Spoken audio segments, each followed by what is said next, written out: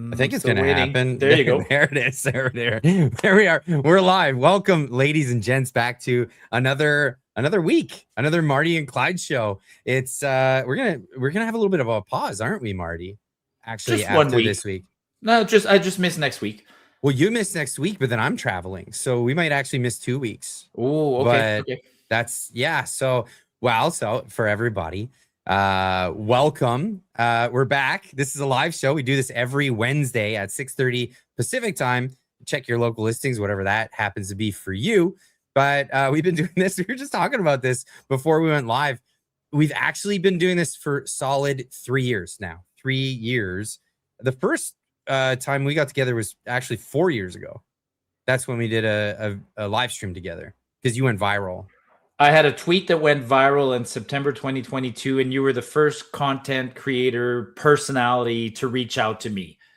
And I'm not sure why it came across it somehow or other. It must, I mean, that's pretty wild. It must have gone really viral. I don't remember how viral it went, but It did. For context, for people to understand. So it was a tweet that you put out saying, I'm Marty Bellinger. I'm an average Joe. I'm a hockey coach, father, professional engineer, and according to Trudeau, I'm a non-desirable, is what I said basically. Yeah, and then hashtag Trudeau must go, and you started that. You're the one that started that, and so many people did basically mimic that same trend, and they were posting. I posted it. Hi, I'm Clyde. I'm a mechanic and a father. I live in Squamish, BC, and I guess I'm an undesirable. And Trudeau must go. And it went crazy. It went all over the place. Millions and millions of people putting that stuff out. Me on the show. We did the show. That was in September 2022. And then we probably did 2-3 shows after that, sort of like every 3 months. Right after that show, I said, hey, well, I'm happy to come back and chat with you anytime, right? So 2-3 months later, you brought me back on a Friday night or something.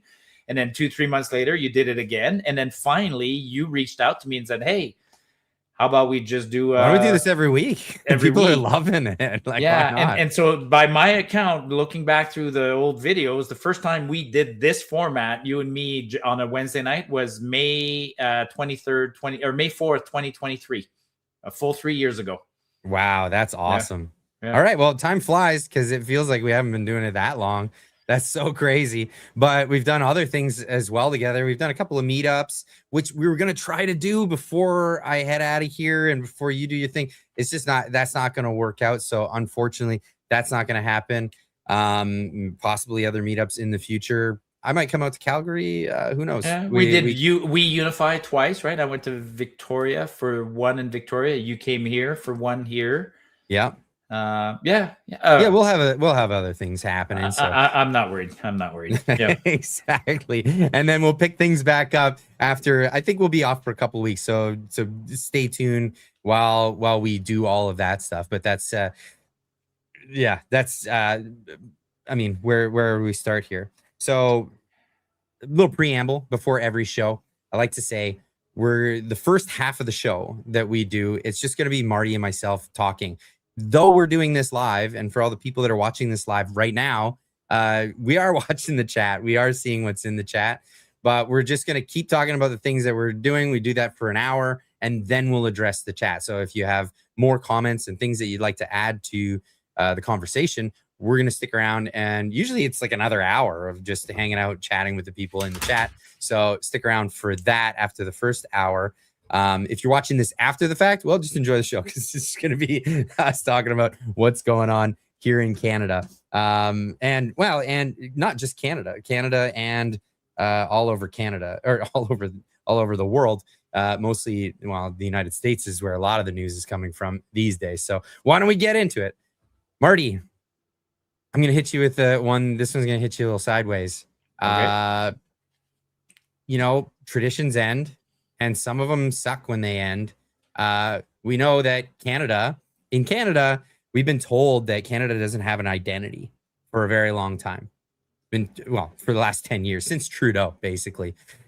There's no core Canadian identity, but there are core identity factors, and they've been become more and more rare as the government's helping diminish a lot of those things. And there's one very iconic one that's disappearing, and I'm very sad about this. Even though I'm not a huge sports fan, Hockey Night in Canada is going to be ending. It's absolutely tragic, actually. It feels like it was one of the only reasons why the CBC ever existed in the first place, but this is a thing. It might not be the only reason they existed, but it was probably the only reason some people still watch the CBC. That's right. I don't know. I mean, I don't watch the CBC. Well, sorry, let me correct it. I watch the CBC once about every week. You know, I watch it for a few minutes because you got to admit, right? They're huge. They get $1 billion, so they know how to break stories. So sometimes when I'm looking for ideas, I go quickly watch the CBC, see what they're working on. But yeah, it was the last reason people watched the CBC in my circle was for a hockey game.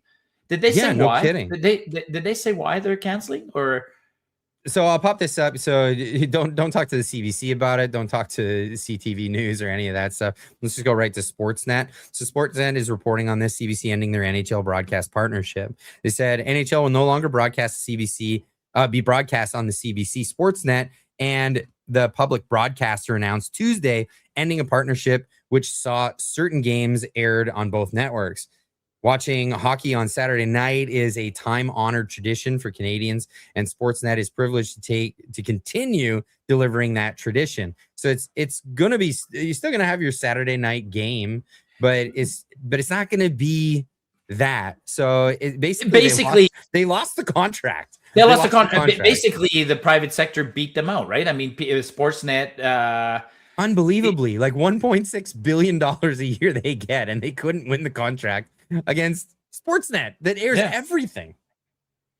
Yeah, no, I have a Sportsnet subscription. I mean, it's part of my I don't have many subscriptions, but that's the one I have. I have a Sportsnet subscription for hockey. That's where I watch hockey, was on Sportsnet. I mean, it's good because you can, it's cheap, it's good, and they show all the games, and there's no blackouts, and why would I watch it on CBC? I stopped watching CBC a long time ago. So okay. It's just sad, like traditions, when traditions go away. Again, this was one of the core like Canadian things. That's the theme song. Dun, dun, dun, dun, dun. Everybody knows it. And that's going away. Maybe they'll buy the rights to the song so they can play it on Saturdays. I don't know. Yeah. Oh, it's definitely one of the last nails in the coffin for CBC. I mean, I don't know what we make fun of them all the time, right? Like they have a YouTube channel. You ever gone to the CBC YouTube channel? Like it gets 600 views. It gets flooded. Like they put out, I swear, like 80 videos a day. Yeah. It gets no views. Yeah. Oh, well. Yeah, no, that's not where I thought you were going with that. I mean, there's a lot of other similar stories about Canadian identity being eroded away. I put one on my timeline. Maybe let me just bump it up, and I think we're actually, I see a pattern here. You and I chatted a little bit beforehand, right? Yeah. I think this show is going to be a little bit light today. There's a lot of back to being Canada being a sort of a gong show nation. But here, let me put one up that this caught my eye today, so I just posted it up there. There you go. So find at the top of my X timeline something else about the Canadian identity being eroded. And this is what is this? Look at the cadet in the bottom right corner. He's already on disability, and he's not even on the full-time payroll. There's so many stories there. I don't like, but the real story there is that, look at that. That's a class. That's a graduating class of our CMP cadets. Oh boy. Like zoom in on the people sitting on the bench. Like look at the guy I can't zoom. No, don't even go there. Like, I mean, like this is the RC, a lot of federal organizations are under very strict DEI mandates, right? And they're shoving it in our face. Like don't even bother like if the white guys that are in that picture, they have to be DEI somehow. So if you look like a white guy in that picture, you're probably gay or trans, because you're definitely not a normal, just plain old white guy, because you would not qualify. So That's brutal. RCMP health benefit costs up to $1.1 billion as sick leave rates surge. They don't even want to go to work, Marty. They don't. I was adding that. I was trying to merge the two by showing that even one of the cadets in the picture has a cast on her foot. So I'm like, she's just graduated and she's already on disability, like milking the system right from day one. Unfreaking believable. In hindsight, I remember when this is how naive I was.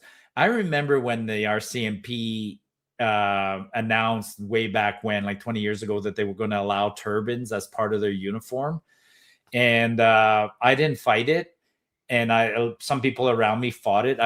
Back then I was 20 years younger and kind of like not interested, didn't see what was happening. Right. And in hindsight, I realized like we've had this kind of shit shoved down our throats for 20 years. We've had all sorts of opportunities to stop it. Now it's steamrolling. It's just going and going and going. Like this whole DEI stuff, this whole, it's one of those things. Like if you could sleepwalk your way into like a communist revolution, essentially, if you don't pay attention. And we sound like old, get off my lawn type old men, but I'm getting there. But it needs to happen, Marty. It's crazy. There's not enough old timers saying like no to all this stuff. It's crazy because a lot of this actually comes from the boomer generation, believe it or not. A lot of people don't realize, but you go out east and you talk to some of these old boomers, they're just okay, yes men to all of this stuff. The same guys that voted for Carney, like all of this stuff. It's crazy. And old boomer moms, the ones that run your housing authority, probably. You want to stay away from them. Yeah, the RCMP is right up there with the Canadian military, right? They're both complaining. They both complain that they can't recruit anyone. And then when they do recruit, so that class there, that picture behind, there are stories that are breaking out about. It's not even a cohesive image. Those people there on that bench are groups that hate each other. Yes. So there's lots of stories like that within units of the Canadian of recruiting in the Canadian forces and at the depot, there's all sorts of fighting because we're trying to bring together people that have very different cultures and they don't get along. There are people in that picture that don't want women on the force. It's weird, right? It's like, well, you're part of the DEI, and it's a big problem. And the solutions in front of us, actually, we'll save it. Okay, let's get off this one. Well, I'm going right back to the police and the police in Canada. In Canada, it's crazy because these are people supposed to protect and serve. These last line of defense on the streets and all of that stuff. And now we have them calling for just get rid of those civil liberties. They're annoying for us. And like I couldn't believe this when I heard it. So this is a Toronto police chief or whatever. Just have a listen to what he says. This is just, and then I'll get into what my translation of this is. While we continue to follow every lead, I want to remind all levels of government of the importance of legislative reform, including key provisions in Bill C-16, such as creating a new offense for the recruitment of persons under 18 to commit a crime, and Bill C-22. Those are also already crimes, by the way. Unlawful access. If law enforcement does not lawful have access, the tools needed to prevent violence that is planned and paid for through encrypted messaging apps, it is all of us in our communities that suffer.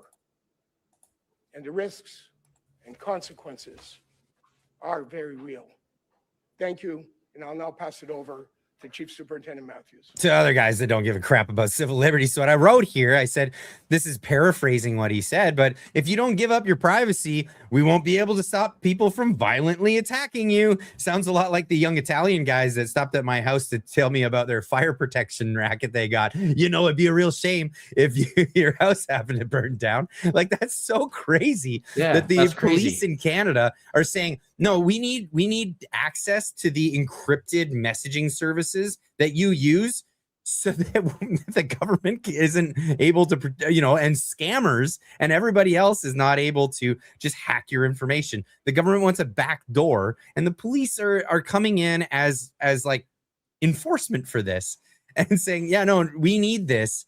And by the way, the reason why this was even happening, this has been a series of like for hire gunmen going to different places.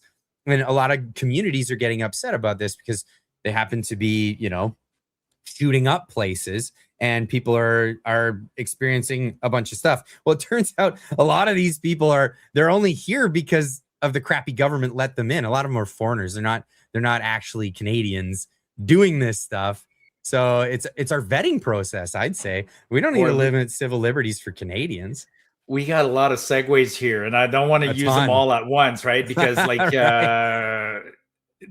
I'll just mention 3 segues. So we could talk about immigration, which we will. Yeah. We definitely, this ties in nicely to all the bills that the Liberals are trying to shove down our throats right now, right? Like C9, C22, C23, C34. Like they're all about digital ID and censorship. Like the digital ID is scary, even here in Alberta. But before we get back to those, I'll throw out one kudo to one police force. Okay, one quick kudos to police force. So internal affairs that's been busting people in the Toronto PD for I'll do it for I'll share I'll give them a kudos straight away. I'll share a story. I'll share an Edmonton story that broke last week. Okay. And so go to my timeline again on X and just show this one picture real quick. I pushed it up to the top. It's a young girl, and I'll tell the quick story real quick. And this will upset people, and you won't be upset at the cops on this one. You'll be upset at the judges. So just show the picture and I'll tell the story. Okay. So this young lady was murdered by her mother, who's First Nation, about 3 years ago. And the lady murdered this young kid, stuffed her in a hockey bag, threw her in a dumpster, and the case went to court. And the police showed their evidence, and the prosecutors were trying to get a first-degree charge.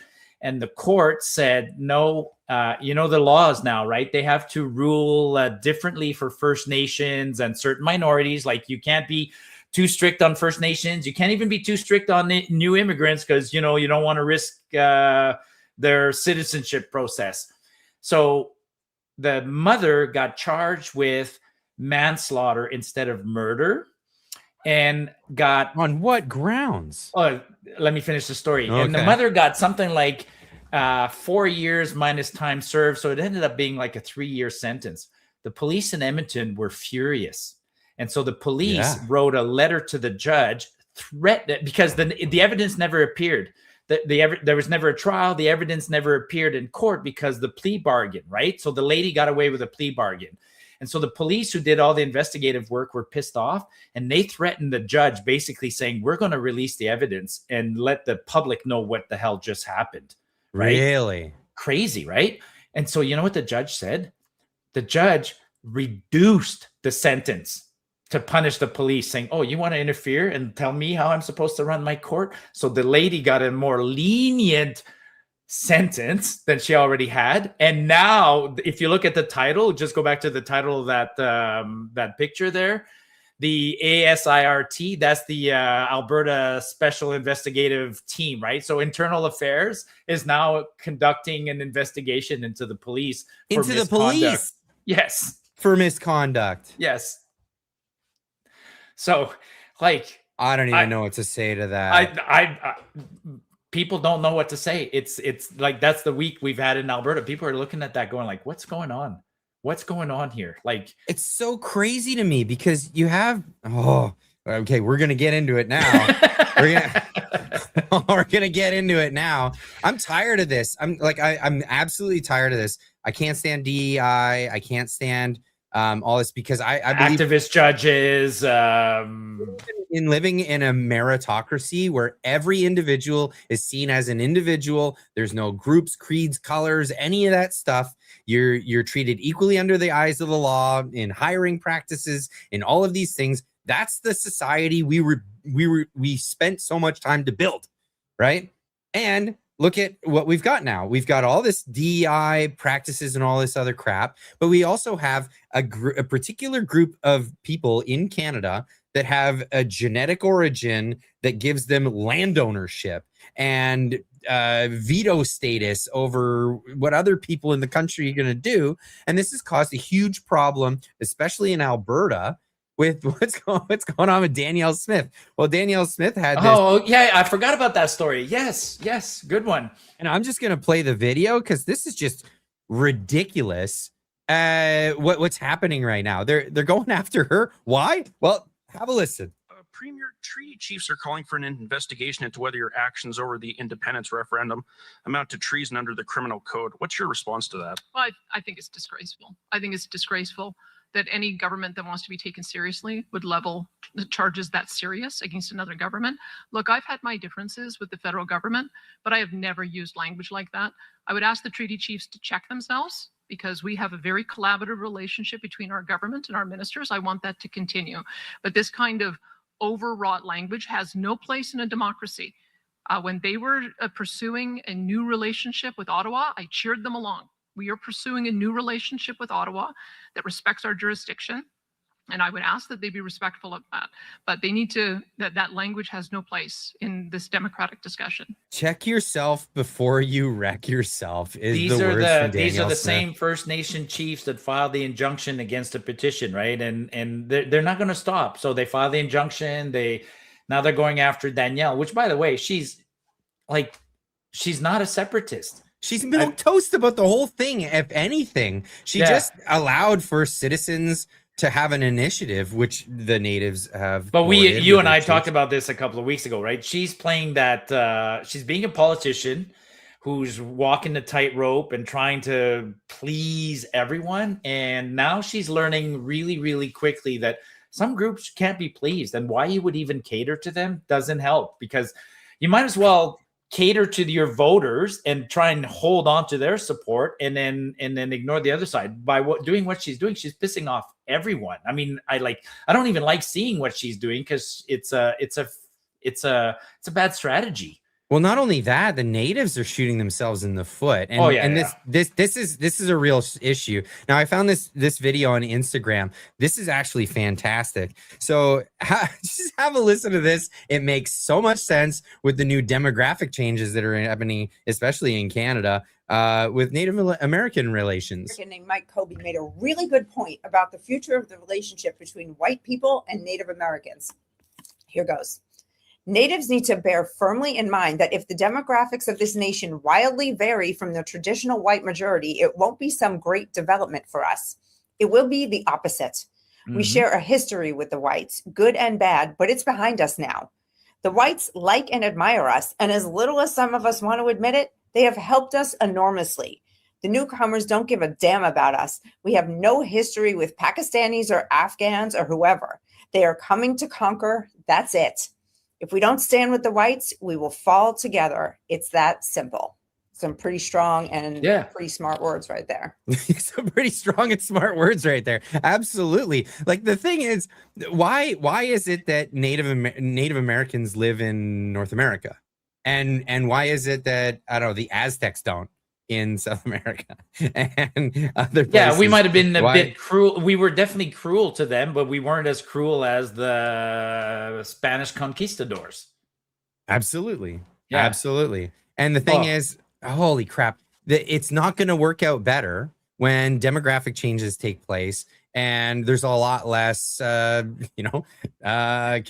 involved in the whole situation. I asked that question. I think I asked it this week online because, Carney keeps talking about a new world order, right? He keeps talking about a new world order, and he's cozying up to the Chinese, and he's cozying up to, he went to the G7, he's cozying up to Europe, and he keeps proposing joining the EU for lack of, that's basically what he's saying, right? And folks, if we join the EU, it's not French and Germans and Spaniards that are going to come across the pond and come to Canada. No. It's the Syrians and the Afghanis and the Ethiopians that snuck across the Mediterranean and made it into Europe. Now that they're in Europe, if we become part of the EU, they're coming over here. The floodgates are coming this way. And then on the other side, China. I mean, how many people did China displace when they flooded the Seven Gorge Dam, right? Like China built a dam to provide itself electricity. I think they flooded out 40 million people. They didn't kill them, but they gave them like 7 years kind of things. Like, we're filling out this reservoir and we're not relocating you. Get out. And they were ruthless. So that's what that figure it out. They Yeah. figure it out, and they all flooded into the cities, and then the cities all turned into what they did. And that's what that lady's saying. Like, yes, we have a history with the First Nations here. It's not the most glorious history. It has its moments. It has its bad side. It does have its good side. They're still with us because, yes, they didn't get wiped out. Which is but look at how much effort that the average Canadian over the past, I don't know what, 60 years has been hand over foot trying to help out the natives and give to them all kinds. And like,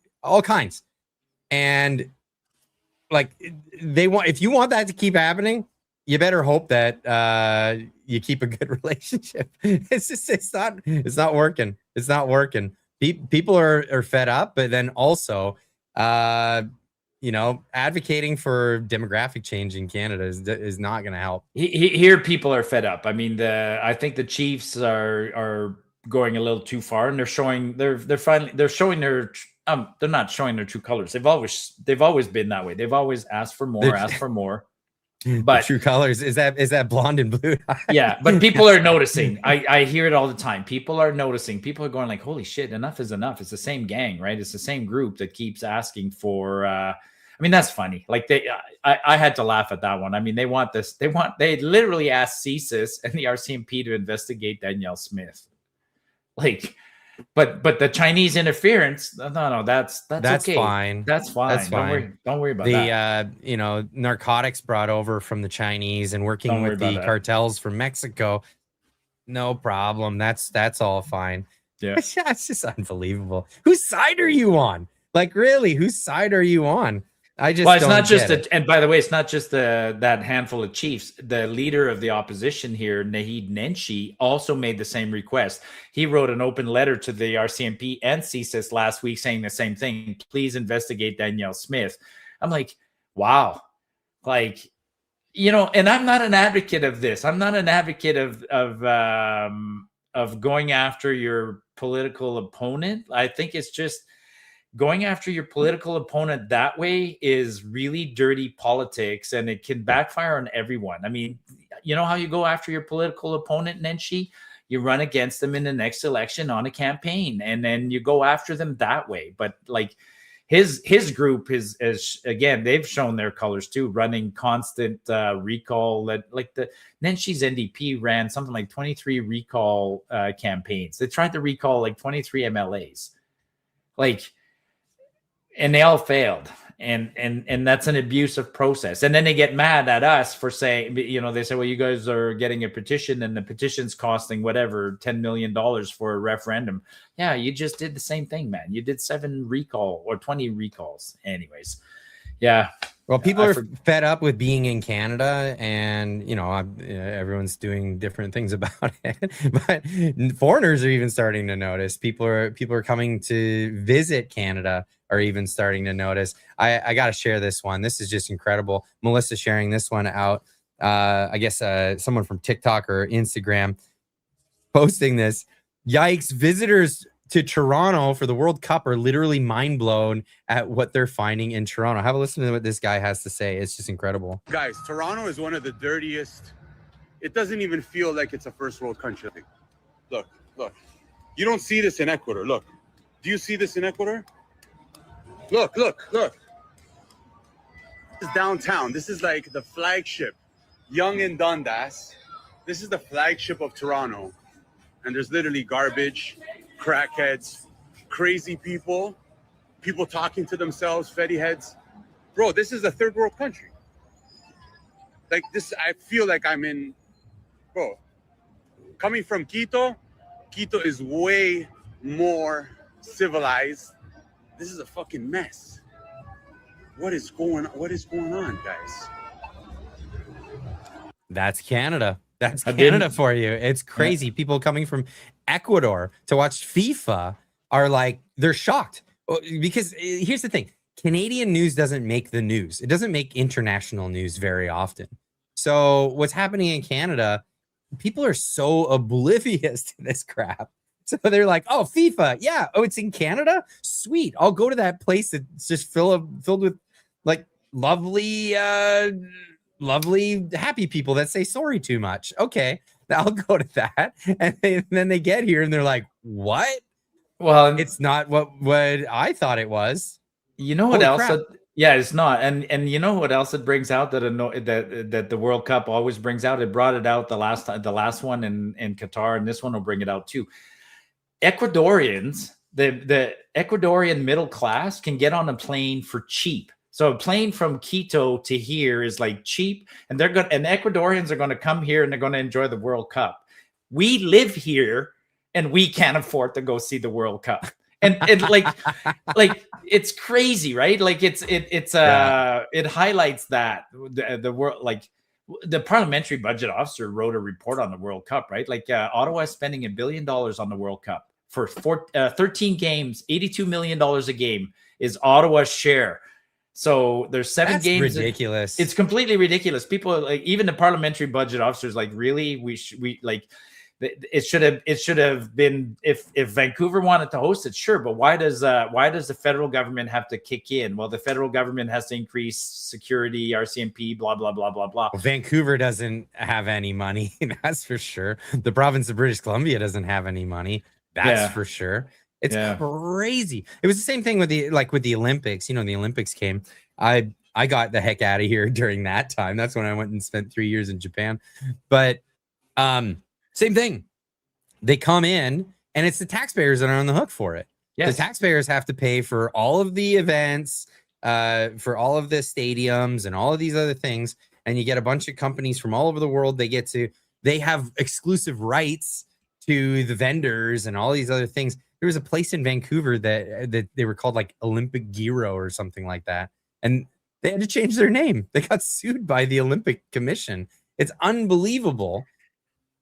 I'm just thinking about this. Sorry, folks. You guys know I drink Pilsner, right? By the way, it feels like I'm on vacation. Even though I'm retired and I don't do much all day, I'm actually going on a trip tomorrow. So I'm on vacation tonight, right? But this is a Pilsner. And you know what they did on that, just because of all this talk about natives? There used to be Indians on the cans, right? There used to be a whole bunch of Indians. The Indians are gone. So again, we got rid of the Indians and we kept the land. Have you seen the Land O'Lakes meme? Oh, man. Have you seen it? No. Oh, man, I got to find it. But it's... Some of the comments are already good. People want us to talk about Trudeau and a few other things. And just as Clyde's looking, no, folks, I will not be going to Sundry this weekend, but we'll talk about Sundry. Me and Clyde will talk about Sundry, but I'm not going Sundry. As I just revealed, I'm actually going to Vancouver on Friday, but I won't be able to cross paths with Clyde because somebody else is driving and we're on a different schedule. I'm just a passenger, but I'm going to Vancouver on Friday, and then I'm heading up to the Sunshine Coast. I don't even know where I'm going, Clyde, but I'm going for a 10-day hike. You don't even know where you're going. I'm literally a passenger, dude. I pack a sleeping bag, a pair of shorts, my shoes, 10 days worth of food, and away I go. You're looking for the Land O'Lakes? Yeah. So do you remember that old photo of Stalin where they edited out all the people over time? Yep. That's a famous photo. I was trying to find that one. Somebody made a meme, but it's all like these what do you call it? Like in a box foods that you can buy. And it was Land O'Lakes, and then it was Uncle Ben's because it was a black guy. You couldn't have that on the thing. That's racist. And then you couldn't have Aunt Jemima, and that's racist. And then you just end up with the Quaker Oats guy. Yeah.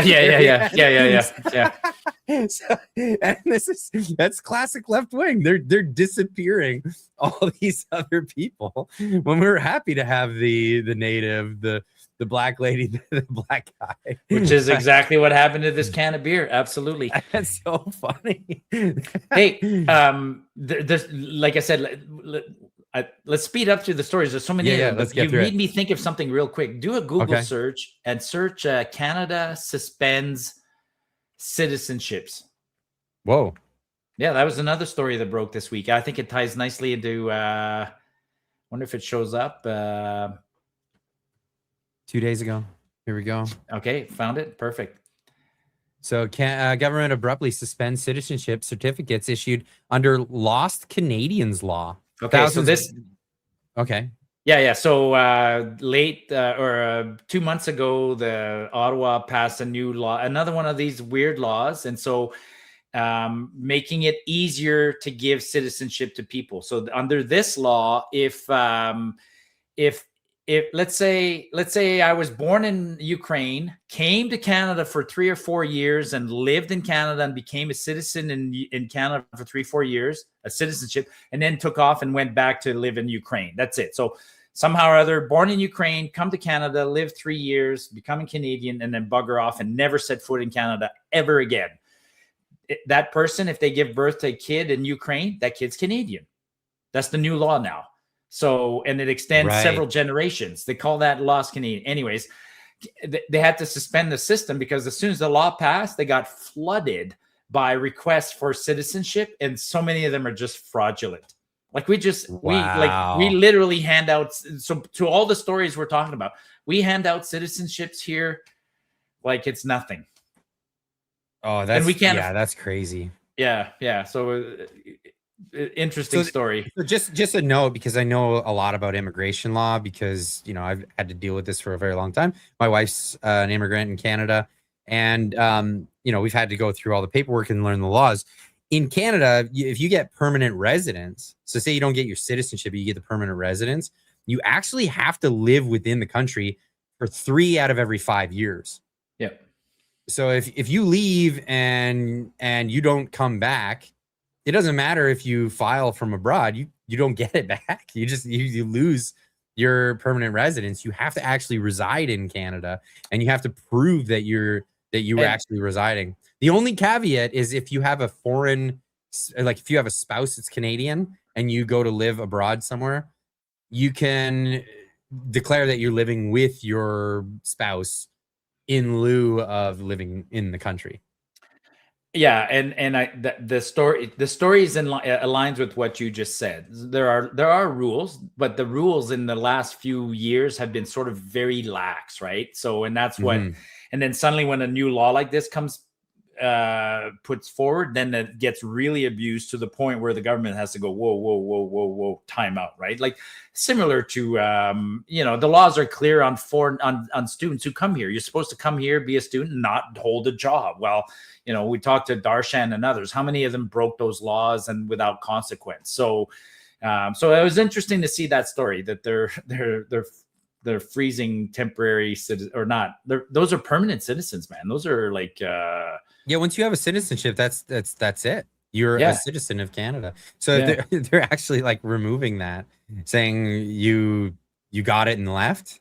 They're not removing it. I think they're going to say, okay, we were too quick in passing this law, and we need to put a little more controls in place because it was just being abused, right? Everybody's suddenly saying, oh, well, my grandfather lived there in 1943, and therefore I'm a Canadian citizen. And now they're saying, well, no, if your grandfather lived here in 43, and it's legit, then provide the paperwork and let's go from there. So, yeah. Oh, it's just too many cases of fraud. Too many cases of fraud, which is crazy, because as soon as they open up the floodgates for this stuff, legitimate people that are like people who are legitimately trying to file their paperwork, they get put on the backlog, and guess what? They don't come.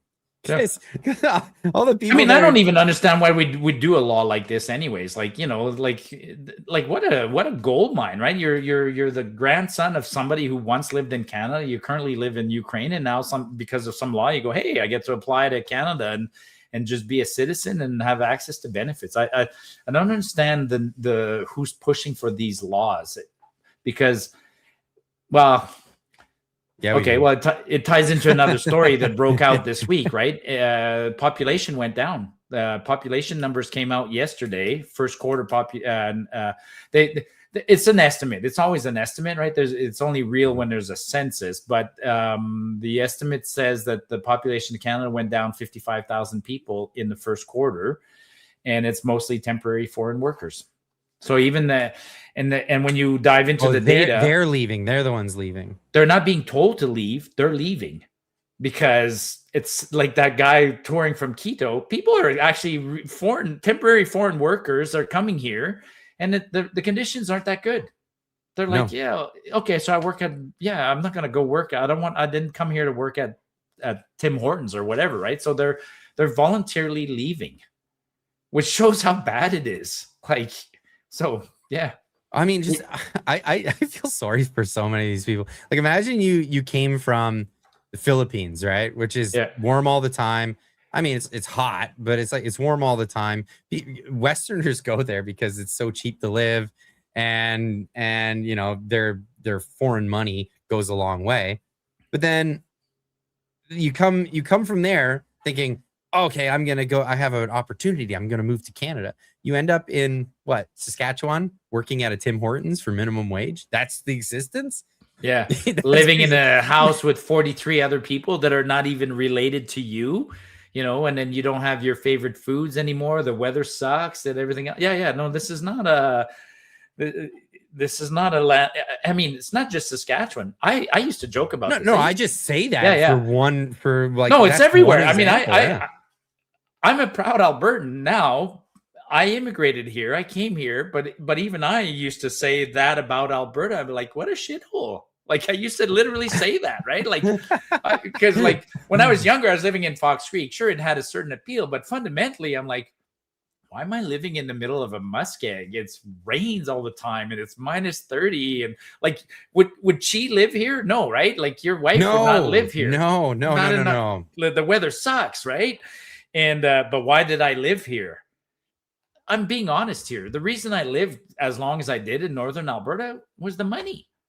Yeah. But if there's no money, then there's no value. There's no incentive. There's no reason to do it. And like, Canadians have been saying this for so long. Well, I know the weather sucks, and I know this, and there's all these downsides, and I know the taxes are really expensive, but at least I've got good services and great neighbors and all these other.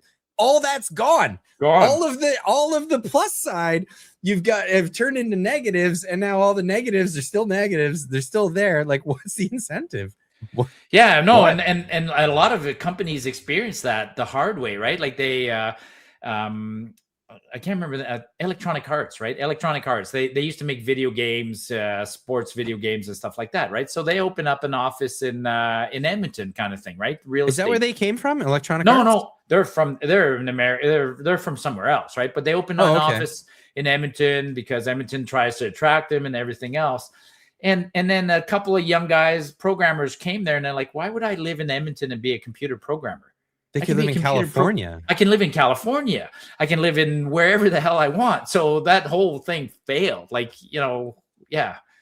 Like gaming programmers, let's just say, had it pretty good for a very long time. Maybe it's not so lucrative anymore, but I mean, the tech companies were willing to throw tons of money at them and let them live in what used to be great places, San Francisco, San Diego, those kinds of places. Those have gone to shit thanks to Gavin Newsom. I've had lots of people, I don't know what the word is, not mock me, but say, you're lucky you made big bucks and you worked in an industry that wasn't that hard. It's like, no, but what you don't understand is I would have to live in Fox Creek or some shitty place up north, and you could have done the same thing, but you didn't want to. So therefore I got paid more. It's as simple as that. I mean, it's supply and demand is a wonderful thing. Yeah, it really is. And guess what? A lot of the supply is going south of the border these days. A lot of that's happening. And it looks like it might happen more because of decisions that are being made in the near future here. So here's the news from Donald Trump. It looks like we're not going to have an extension to the USMCA. At least he's signaling that. Oh, I didn't see this interview. I missed this one completely. Yeah, this is super hot off the press, right? Yeah, have a listen to this. How long do you hope USMCA negotiations or review go on? Well, it's not something that's, to me, I think it's better without it. I mean, to be honest with you, I'm not a big fan of it. I liked it because it got us out of NAFTA. In other words, after 6 years, you had a clause that got us out of NAFTA. That's the thing I liked about it most. We do better without an agreement. Do you want to just leave it enrolling? I would rather leave it unsigned. I'd rather have it terminated. You'd rather have it terminated? Those are different things, sir. I just want to be clear. I would rather not have the agreement, but I may sign it. Right. But we do better as a country if we don't have an agreement. So are you thinking of? Yeah, I'm thinking about maybe we won't be able to make a deal. I would rather not have the USMCA. The primary reason I wanted it was because there was no way out of NAFTA, which was the worst trade agreement ever made, like ever. And they had no termination. And it was very hard to get USMCA for that reason. And I had a 6-year clause. Who would have thought I would have been here in the 6 years? They got it 6 years because they hoped I wouldn't be here. My term was supposed to be over with. So on top of everything else that comes to, I would prefer not having an agreement, but I'm open to doing it. We'll see what happens. So as of now, just going to stick around for 10 years. You're okay We're with not. that? No, it's not. So he's definitely not renewing it. He's not going to extend it. Sorry, they're in the review process would extend it. He's not going to extend it. That's a fact, right? I mean, yeah, and he says he's looking to terminate it, and the reason why he wanted to go because this is the question.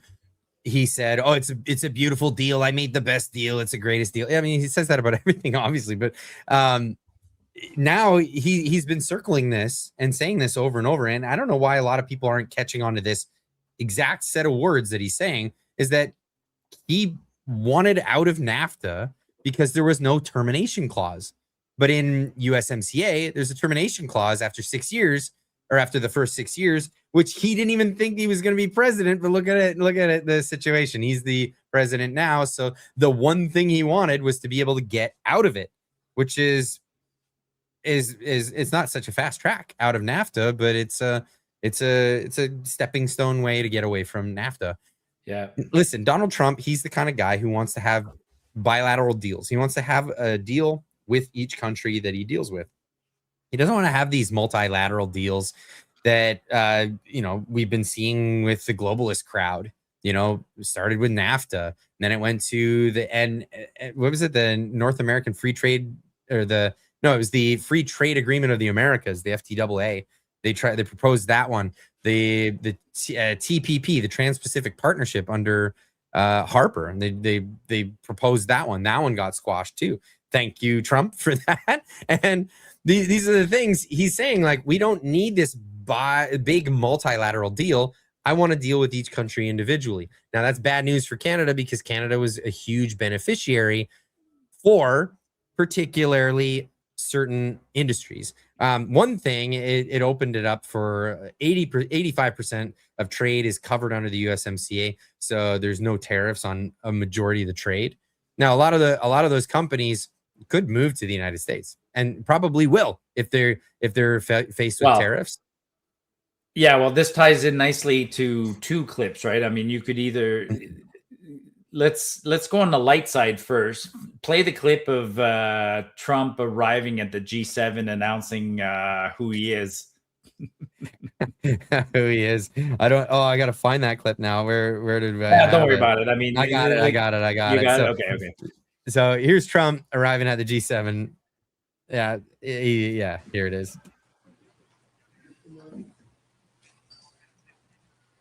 Hello, I'm the boss.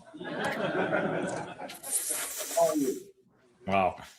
And they all giggle and then they shake his hand. But let's just be honest. Every one of the countries in the G7, except one, is clamoring to get into the US market. Yeah, and so that's the other clip I wanted you to play, which is two things. You might as well play the hot mic moment between Carney and Trump, because that explains you're talking about vehicles, right? Well, I'm talking about just anything. I'm talking about but all of these economies, whether it's France, UK, like all of these countries that are part of the G7, they all want to sell to the US market. This is the thing. So when you come to the table and everybody is looking at you saying, can we sell our products to you? Who's the boss? Who's the boss at that point? And it's right. Trump comes in. He's like, yeah, I'm the So boss. he reminded Carney of who's the boss right there, quietly, right? Well, here's the clip. So check out Carney caught on a hot mic groveling to Trump to let Chinese EVs into Canada. Here's what he had to say here.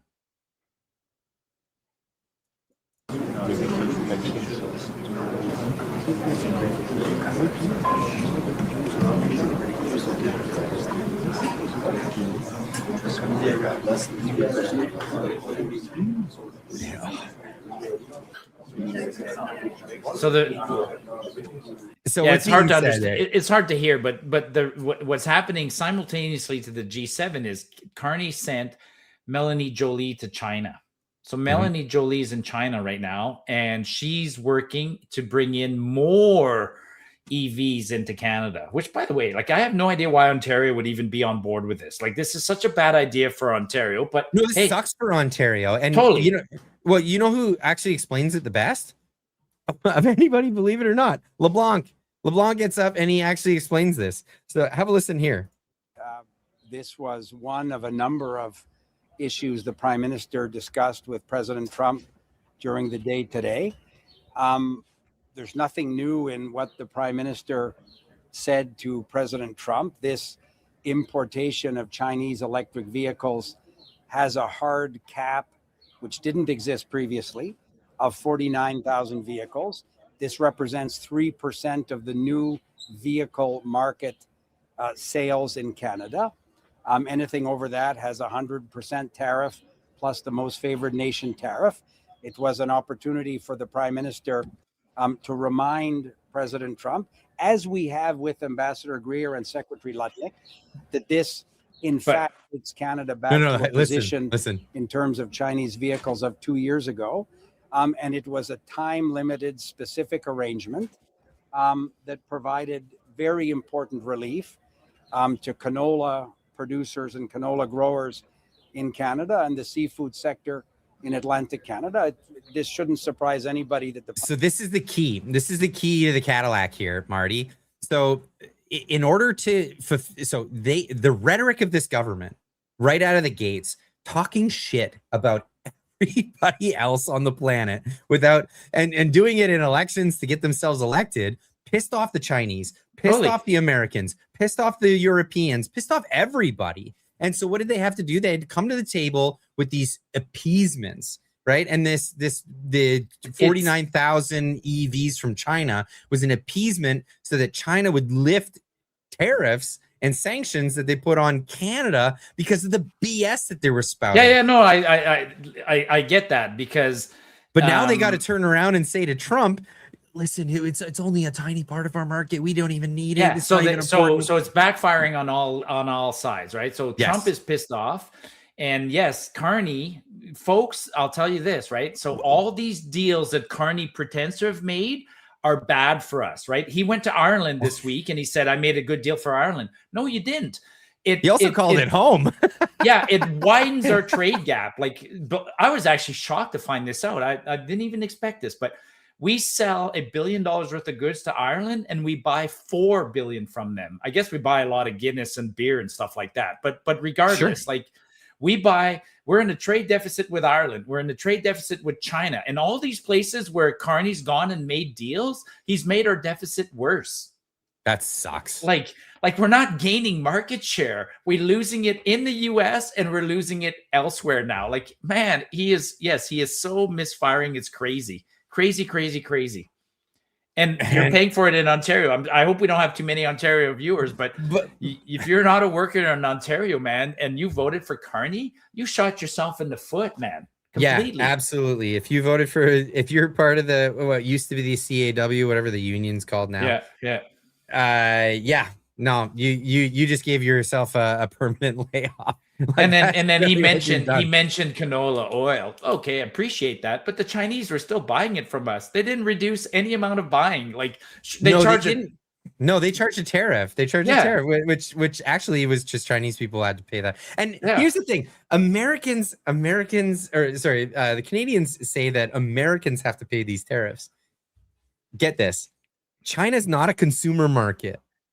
when you like, they have certain things that they consume. Yeah, they consume canola. Yeah, they consume other small marginal things. They might consume natural resources because they're the ones building everything and shipping it back here for us to consume. But America is the consumption market.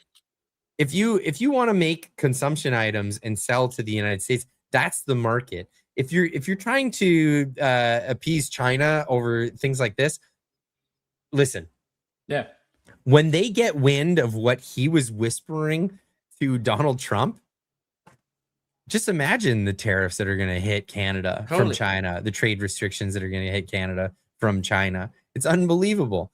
And China is just like Canada, where they're happy to use tariffs, but then they bitch as soon as they have to pay one. I mean, it's weirdly related to this. I was testing my new GoPro earlier this week, so I went down for a walk along the river, and the train happened to come by, so I took a videotape the train, right?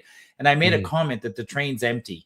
The train's heading east with sea cans full, like it's 100 units, and all the sea cans are empty. And people are like, how can you tell they're empty? It's like, because the train's moving at 100 kilometers an hour and there's only 2 locomotives. If it was full, when it's coming back the other way, it's got 6 locomotives and it's chugging, right? So we buy so much shit from China. It's unreal. Consumer goods, everything. And it's all heading out east. And then what do they turn around? Then they go back with empty sea cans. And people like don't understand that. Like, you're right.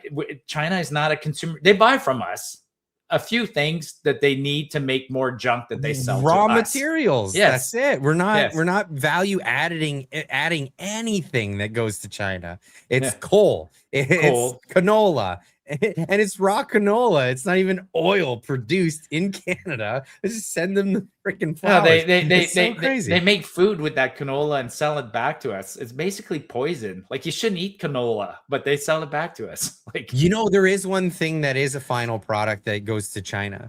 Believe it or not, milk products. Oh God. But get this, that go around the dairy cartel. The Chinese government are the only ones allowed to go around the dairy cartel because they make their own baby formula in Canada, in factories that make baby formula that's not even allowed to be sold in Canada, and then gets sent to China. Jesus. I'm not kidding. And that's not some conspiracy theory. Go check his work. The food professor, Dr. Sylvain Charlebois, he was the one who brought the whole thing up to me. And I still have 4 stories we never touched. We'll touch them during the chat part afterwards, right? But let's finish this live bit with population decline. Oh, I mentioned that already, right? We mentioned that. All right. Gun buyback. Just one quick comment on the gun buyback, right?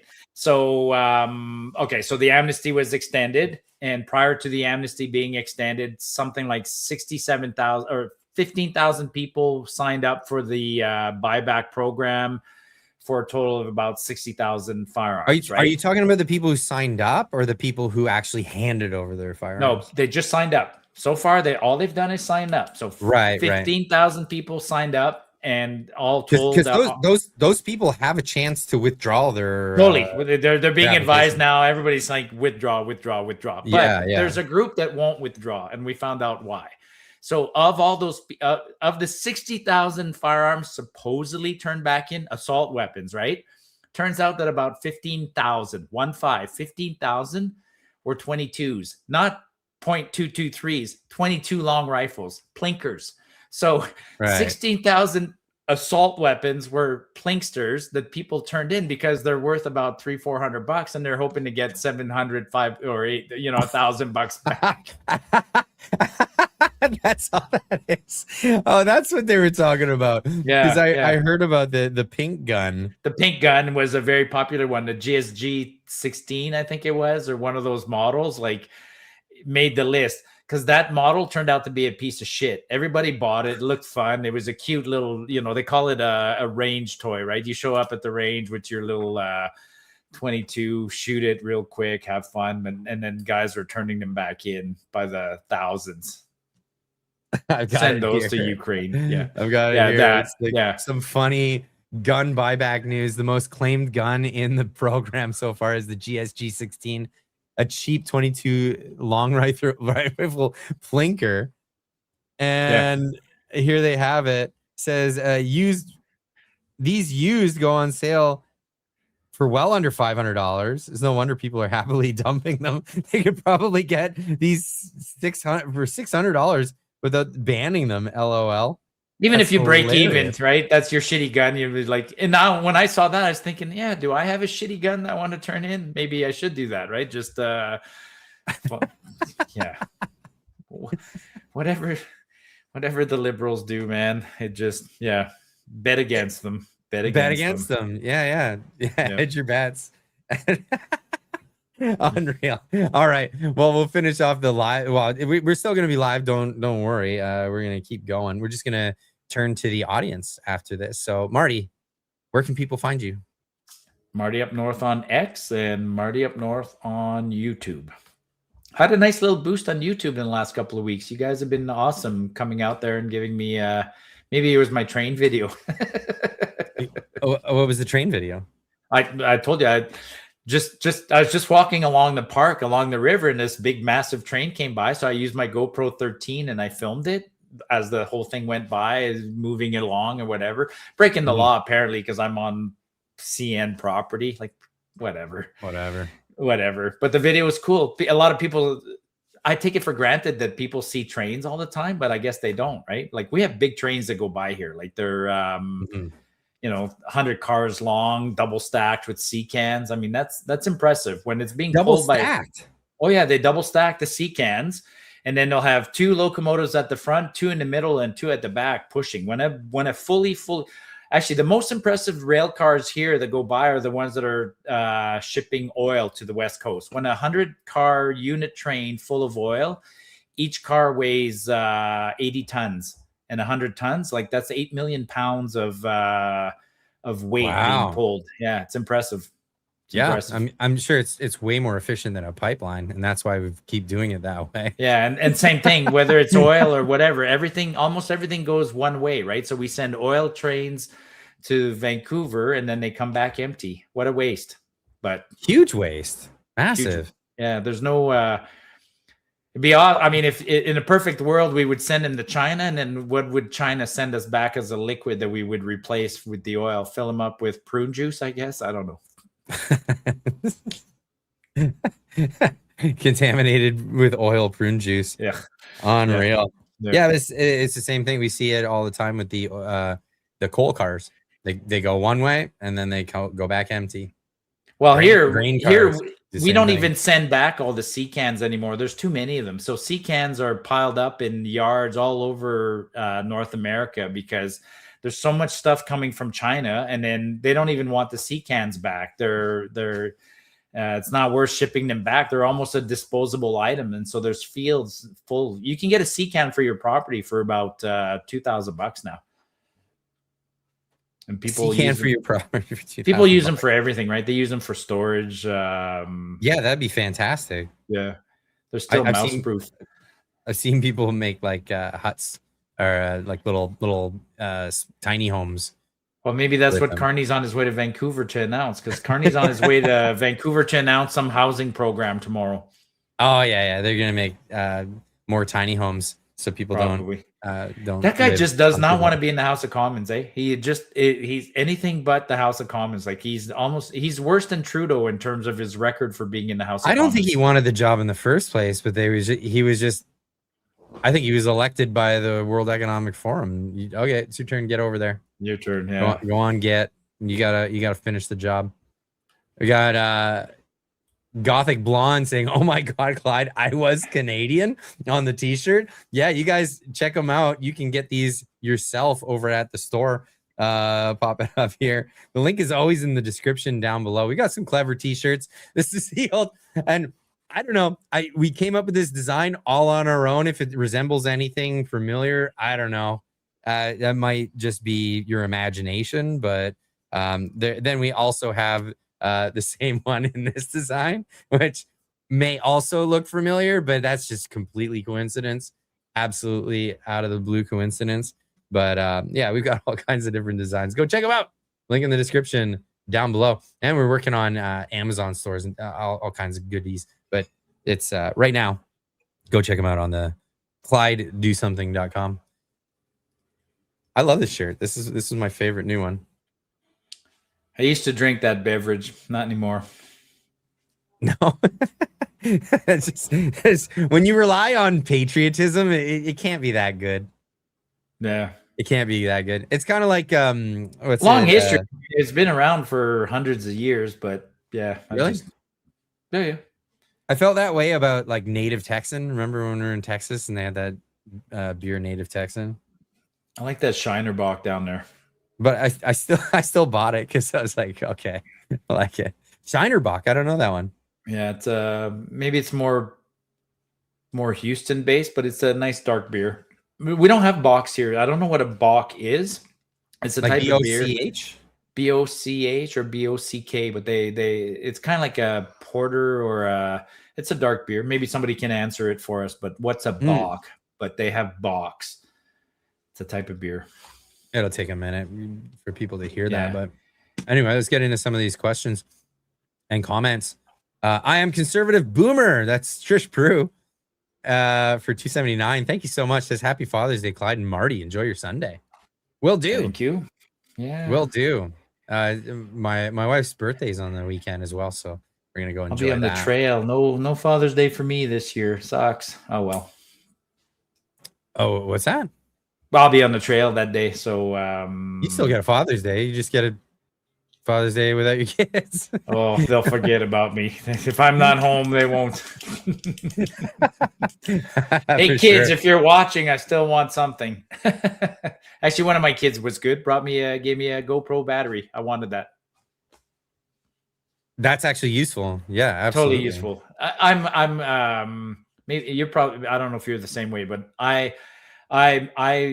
I'm hard to buy for, and I tell people exactly what I want, and I say don't deviate. And my kids used to go, "Well, that's boring, Dad." I'm like, "No, you don't decide if it's boring. If I tell you I need a whatever 1 1/4 inch wrench, trust me, I need a 1 1/4 inch wrench, and you might not think it's sexy, but that's what I want, and that's what I need, and I'll tell you the model number at whatever, Yeah, I'm a bit the same. I don't have like a lot of trinkets that I want ever. But I guess you could get me ammo.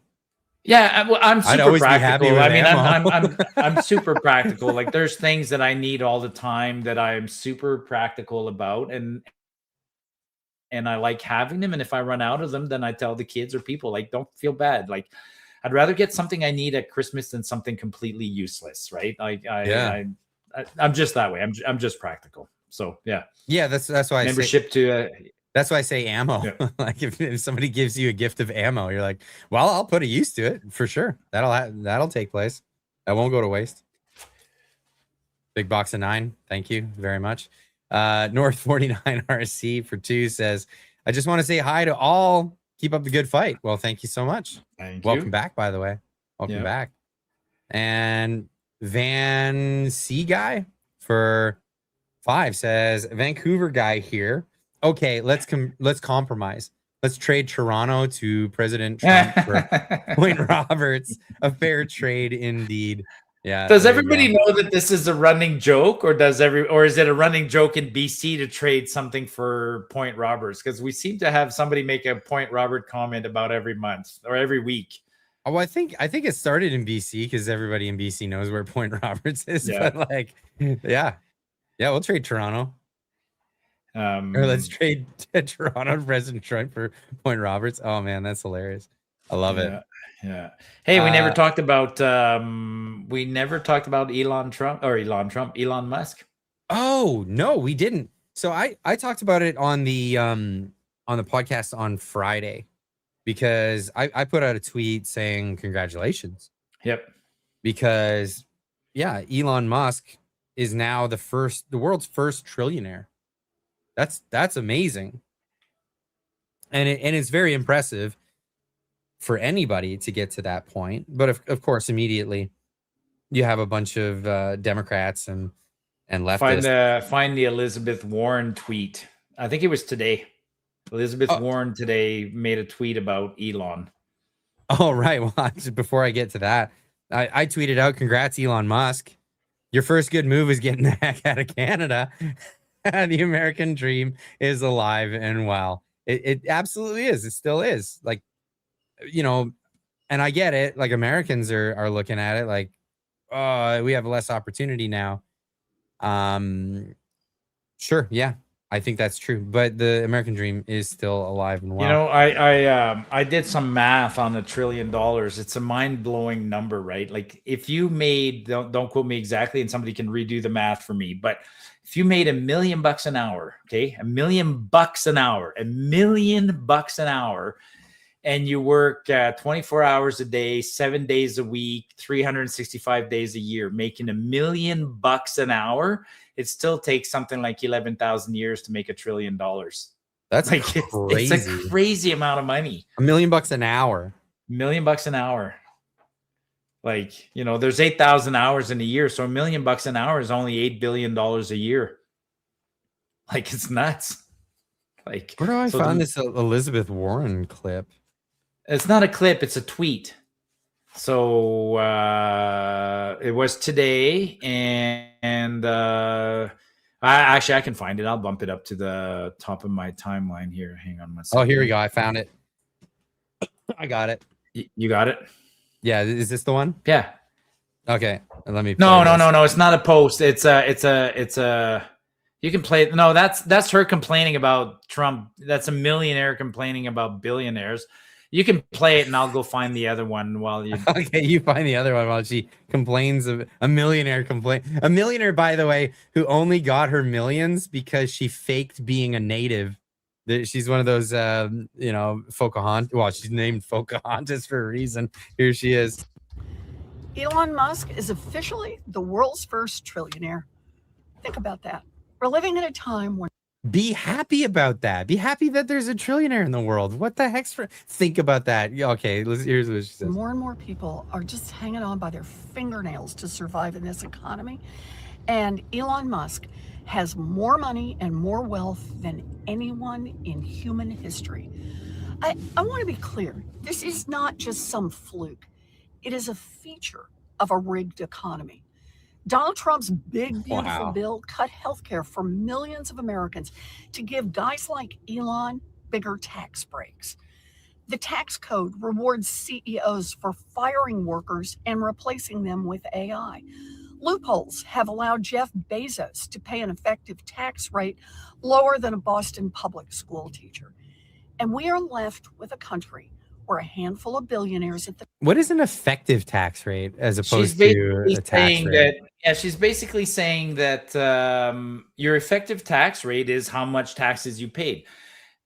Salary divided by taxes, or taxes divided by salary. So if a teacher's effective tax rate is 26%, she's saying that Bezos is probably 22. Sure, Bezos is 22, but he paid $2.2 billion in taxes on, say, $10 billion in earnings, whereas the teacher paid $2.2 billion as well. Yeah, that's right. Yeah, like right. it's maybe $10,000 or something like that. As a rate, the teacher might pay a higher rate than Bezos, but Bezos, like Elon Musk, paid $500 billion in taxes last year, or $50 billion. So if the term being used is effective tax rate or whatever, why don't we just go to a flat tax and then everybody pays the same effective tax rate, and then you can't complain about who's paying what effective. But find her other. So I moved her other post to the top because it's, I'll get it. Let's just finish what she has to say here. Sure. The top pop champagne in their $300 million yachts, while working people take on even more shifts to try to pay off their student loan debt. The top 1% of U.S. earners now have more wealth than the entire middle class. Who cares? And have created more capital and created more. It's not for everybody. It's crazy. It's not a finite pie. And Elon Musk did not take anybody's money at gunpoint or using coercion like the government does. Elon got paid voluntarily by people who wanted Starlink and cars and eBay and everything else. You didn't have to, like, he didn't hold anybody at gunpoint for the money he made.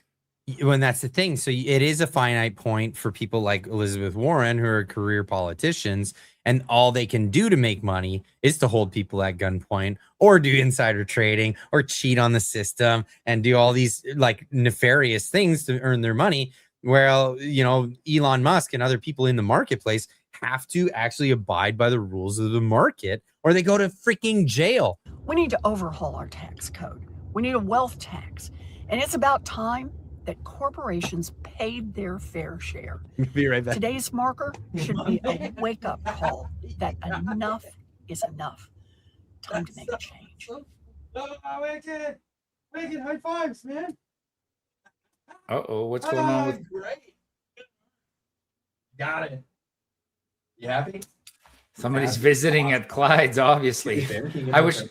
Oh. Who's I'm visiting? sorry. What's So that? my son just lost a tooth. So I was yeah. It came out the front. Big celebration. Man, it's a milestone. That's awesome. Awesome. So go find her tweet, right? Because it complements that video. So I put it at the top of my timeline. She posted that like about 3 hours ago or whatever. Because she talks about she wants to reform so that corporations pay their share. What's their share, right? Like 50%, 51. Thank So you. yeah. High fives, little man. So here's her quote, right? If Elon Musk paid my ultra millionaire wealth tax, we could pay for childcare for all 3 and 4 year olds in America. So 3 questions come to mind, right? Why is it Elon's responsibility to pay for kids? It's not. But let's say you want him to pay for kids. Well, then make him president and let him run the country, Elizabeth Warren, and you step aside because you obviously suck at improving the lives of everyone, whereas you seem to feel that Elon can improve the lives of everyone. So let's let Elon do that then. Like you can't have it both ways, Ms. Warren. Like step aside and let the competent people run the country. I mean, she's been a politician for 30 years, man. Like that's basically an admission of failure. Like what's her excuse for failing? What's her excuse for failing? We didn't tax people enough. If we tax and redistribute the money, this won't happen. How many years will they have to keep telling us that, right? Like her solution is we will take the money from the successful people and redistribute it to the unsuccessful people, and that will solve the problems. That's never worked, folks. It never, ever, ever, ever works. Redistributing does not work. No, it never does. It never does at all. And the best for this was Peter Schiff when he went to Occupy Wall Street all those years ago. So that was ages ago. And he had some really clever clips. Well, remember the tweet of remember the interview of Trump. Even Trump got interviewed in a similar thing. Like, how do you know the system doesn't work? And Trump says, "I know because I abuse it." Right? Like Trump was blunt about it. I'm going to fix it because the system doesn't work. I know it doesn't work because I'm exactly. I'm using the loopholes that you granted me, and you did that because you wanted to carry favor, and that's the whole point. Like these politicians are corrupt across the board. But here's Peter Schiff explaining this. He says, fund manager against the crowd during Occupy Wall Street protests. Here's what he says. That I should pay 70% of my income above $2 million in tax? Yes. You think your next dollar should be taxed 70%? Okay, so that's the deal. You know what I would do? Once my income got to $2 million, I would stop working for the year. I would furlough my employees and say, you know what? I've made my limit. I'm not going to work for 30 cents on the dollar. I'm playing golf. I'm going fishing. I'll see you next February. How about that? How come that didn't apply in the 1970s and 1960s? Because nobody paid those taxes back then. You know how many? I would much rather. Because no one paid those high taxes. Correlation with the national debt and the lowering of the effective tax rate on the wealthiest people in this country. You're not fooling anybody. So you think that I should? So the thing is, like people in these crowds, they get mixed up because people will say, well, back in those days, they had huge taxes on profits and gains. So people just didn't cash out of their investments. They stayed in their investments. They collected dividends, which were not profits and gains, all these other things. And it's crazy, but he makes a great point there. He says, if you just make it every dollar above a certain amount is taxed at a crazy amount, Well, guess what? I'm going fishing. I'm going Yeah, golfing. totally. I'm telling all my employees, bugger off. We'll see you next February, because that's when we're gonna get back to work again, when we're actually allowed to make work. And who's the problem in that scenario? The problem is the tax man, the government, the people who are saying we're going to generate wealth for all these other people. No, it's entrepreneurs that generate wealth. These people don't at all. Similar to that is we just had it again in Alberta. Naheed Nenshi put forward his plan if he's elected, right? The election's a year away, but Naheed is like, if I get elected, I'm increasing the minimum wage to 18%, $18 an hour, right? From 16. And why? And no. Let's go all the way. Let's go to. It won't work. Why not 30? Why not 50? But then it should be businesses $1,000 an hour, and then and then people would say, no, we can't do that. Why? Well, because the businesses that would make are saying everybody unemployable. The businesses have already told them we just won't hire people. That's all. If you make it $18 an hour, then I will fire the people and put an automatic self-checkout. That's all. Yeah, that's it.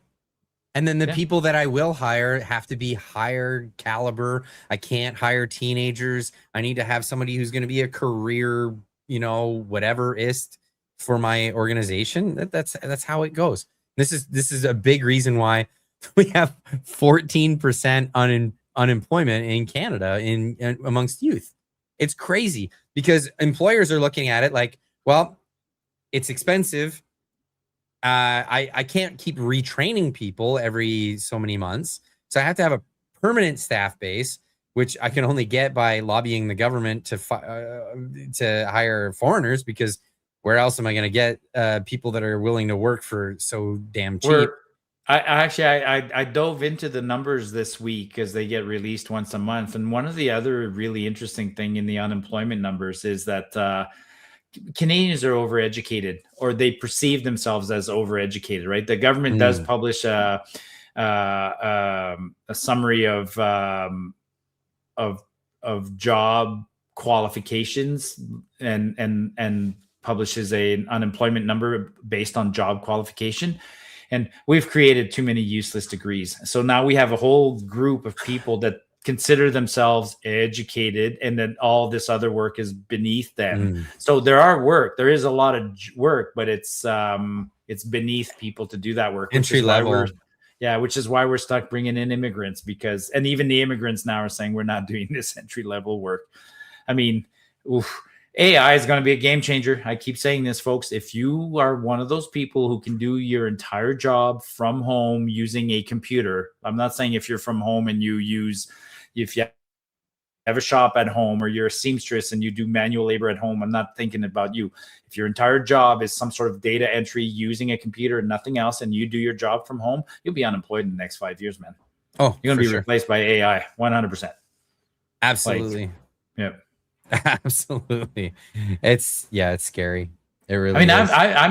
We talk about this one pretty regularly, right? I'm using AI, and I'm finding it's getting really, really crazy. I'm like I said, I'm going hiking, right? I'm going hiking. I used to spend quite a bit of time putting little itineraries and mapping things and whatever. Now I just go, hey, Grok, draw me an itinerary from Point Sarah to point this and this on the Sunshine Coast, and give me an ideal distance per day based on elevation gain. And it goes done.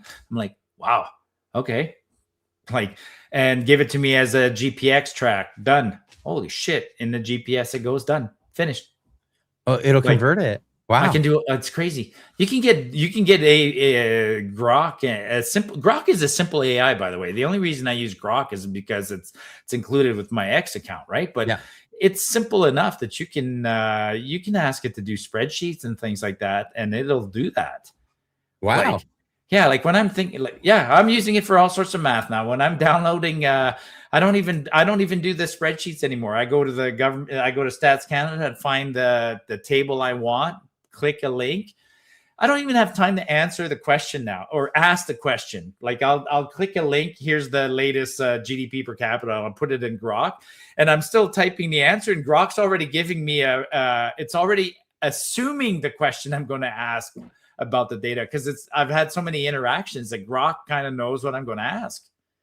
So Grok knows that if I give a link to StatsCan table, it gives me a summary of the table without me even asking for a summary of the data. So that's really weird because I've asked Grok specific questions like, do you know the name of my kids or things like that?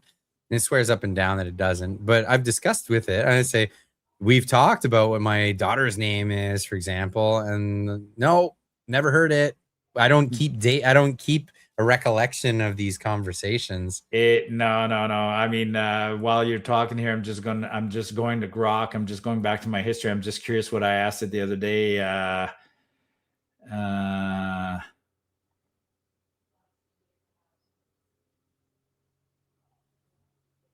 Yeah, it follows my I don't know why, but I was asking you something about Chrystia Freeland and Soviet Union and stuff like that, and it literally, like, if I want to, it continues a line of thought. Let's try this. Point. Right. Grok, do you remember the other day I had a question for you? We were talking about if you knew my family's, my wife and my kids' names were. I don't, actually. I don't store personal info between chats. Refresh my memory. What are their names? Yeah, you did the same thing. You kept prying to find out what their names were. But I've talked to you before, and I mentioned their names, but you swore up and down that you had no idea. Sorry, but that's just how it works. I really don't keep any personal info from one conversation to the next. My memory resets completely. So if you've told me their names before, I genuinely don't remember. You don't have to share them if you don't want to. Yeah, maybe inadvertently I never shut down X or anything like that. So the conversation is technically going on. Maybe that's the case, but no, it remembers. I don't trust any of this, man. I don't. I may like X and I may like Elon Musk, but what I was going to say is if I'm on a topic, so I'm doing I'm talking to Grok about plotting GDP per capita. And then the next topic, I want to talk about the war in Ukraine. I literally have to start the next conversation saying, okay, new topic. Now I want to do this, because if I don't, it continues. If I jump to the war in Ukraine, it'll tell me, well, the GDP per capita of Ukraine is this and this. I'm like, no. I'm not continuing. I'm whatever. Oh, you like quit the app out entirely. I've actually seen I've seen two bots on X back and forth using AI. Like it's like, you know what I mean? Like, what a world we live in. What a world we live in. It's strange. It's absolutely strange.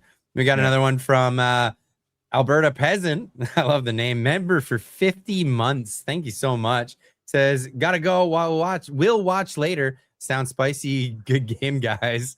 All right. Wicked. Check that out later. Winiska for 5, welcome back, says, ever since the hitchhiker on the pill ever seen the hitchhiker on the pill? The hitchhiker on the pill. No, I can't say I have. I'll have to. Oh yeah, the bunny with the backpack on it. Yes, I've seen the hitchhiker on it. Yes. Oh, okay. I think that's what they're referring to. I had someone swear up and down that they, in my replies on Twitter, that Canadians still sew their flag to their patches of Canadian flags on their backpacks when they travel. Well, I think that's getting rarer and rarer. I think Canadians. Well, somebody earlier, I don't know who. So somebody earlier said, Marty, are you going to Sundre this weekend? So let me tell you the reference to that, right? So Sundre is the town about an hour north of me. Sundre's in the news right now because they canceled their rodeo parade. Because an Alberta independence float in the parade was going to fly Alberta flags or whatever, and the rodeo committee said no, you can't do that. That's too divisive. So now we have a freaking the flag of your province is too divisive to fly? Too divisive. So now we've gone from the Canadian flag is divisive. The Alberta flag is the Alberta flag is divisive. I'll tell you what is divisive. The pride flag is divisive. Those things are divisive.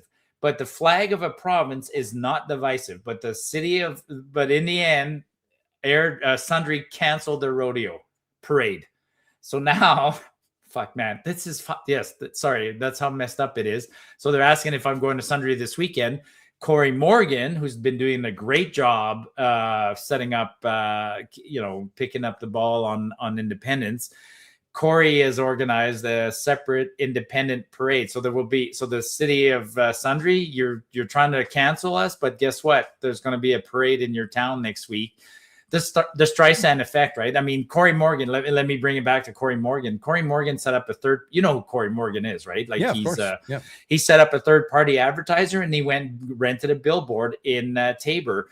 And Tabor said, same thing. You can't have a billboard here. It's too divisive. Well, now Corey has 3 billboards and everybody in Tabor is now getting signs on their front lawn. Like, folks, government in particular, like if you try and cancel some groups, you just piss us off, man. Like, well, they did that with the Canadian flag. They said that the people in the Freedom Convoy were being too divisive. Yeah. And it's crazy. Like even in my town, they canceled Canada Day year after year.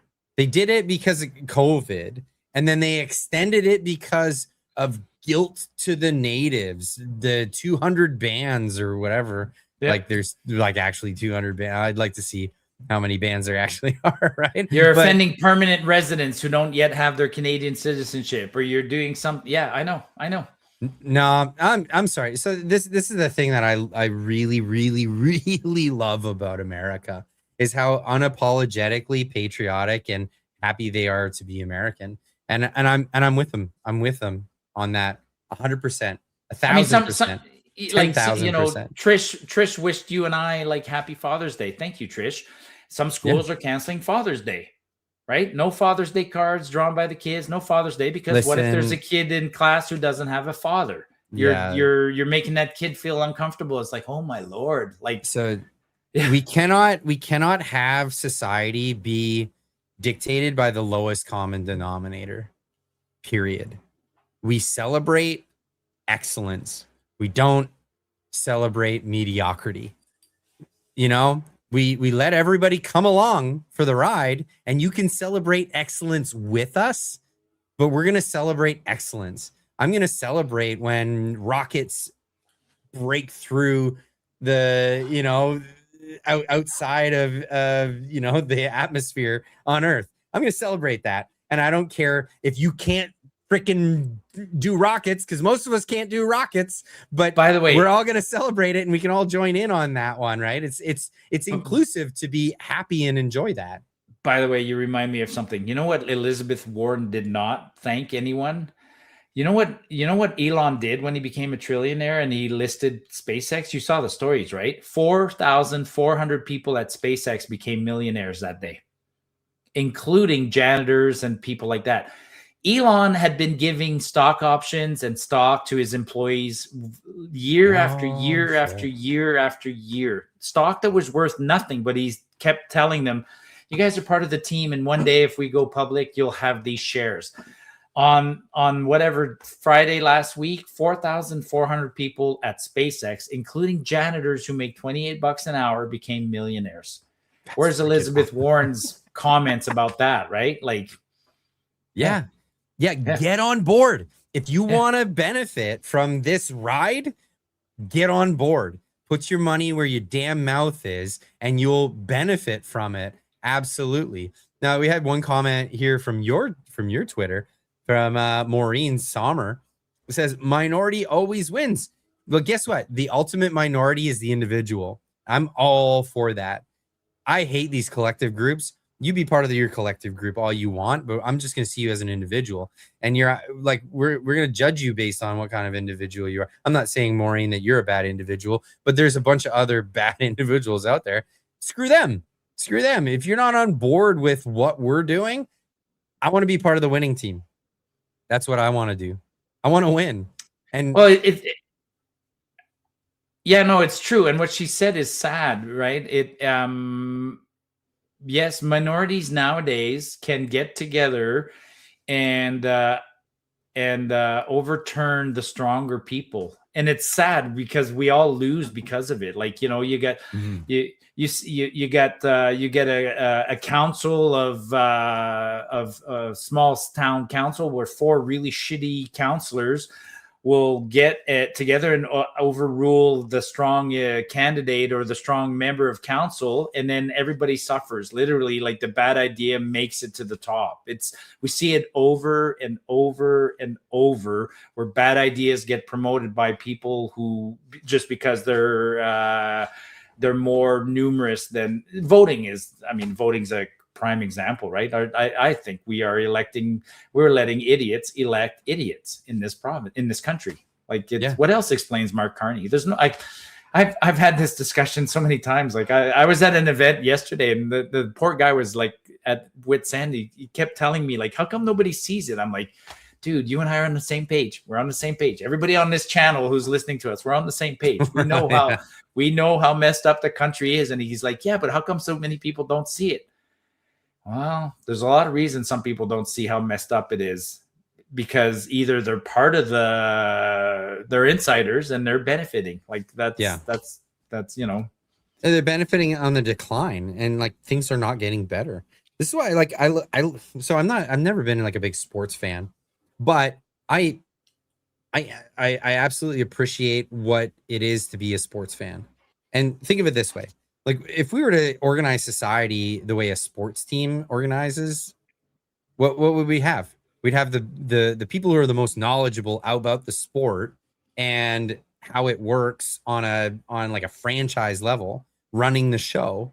And you would have the best people on the field doing the job, the task, the thing that it is that you do.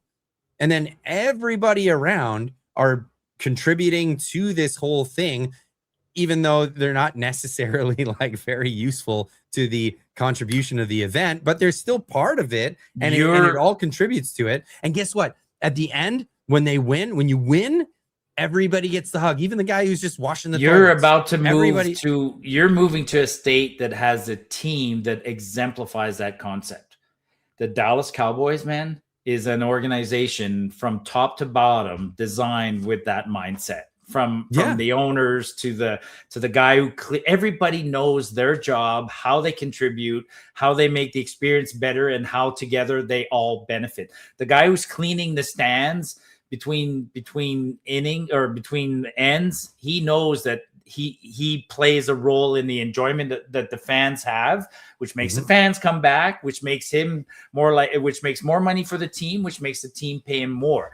And that's actually, the system does work that way. Like, some people always say, well, the owners will always have an incentive to pay as little as possible to all their staff. Bullshit. Like, don't work for those people. Like, go work for Elon Musk.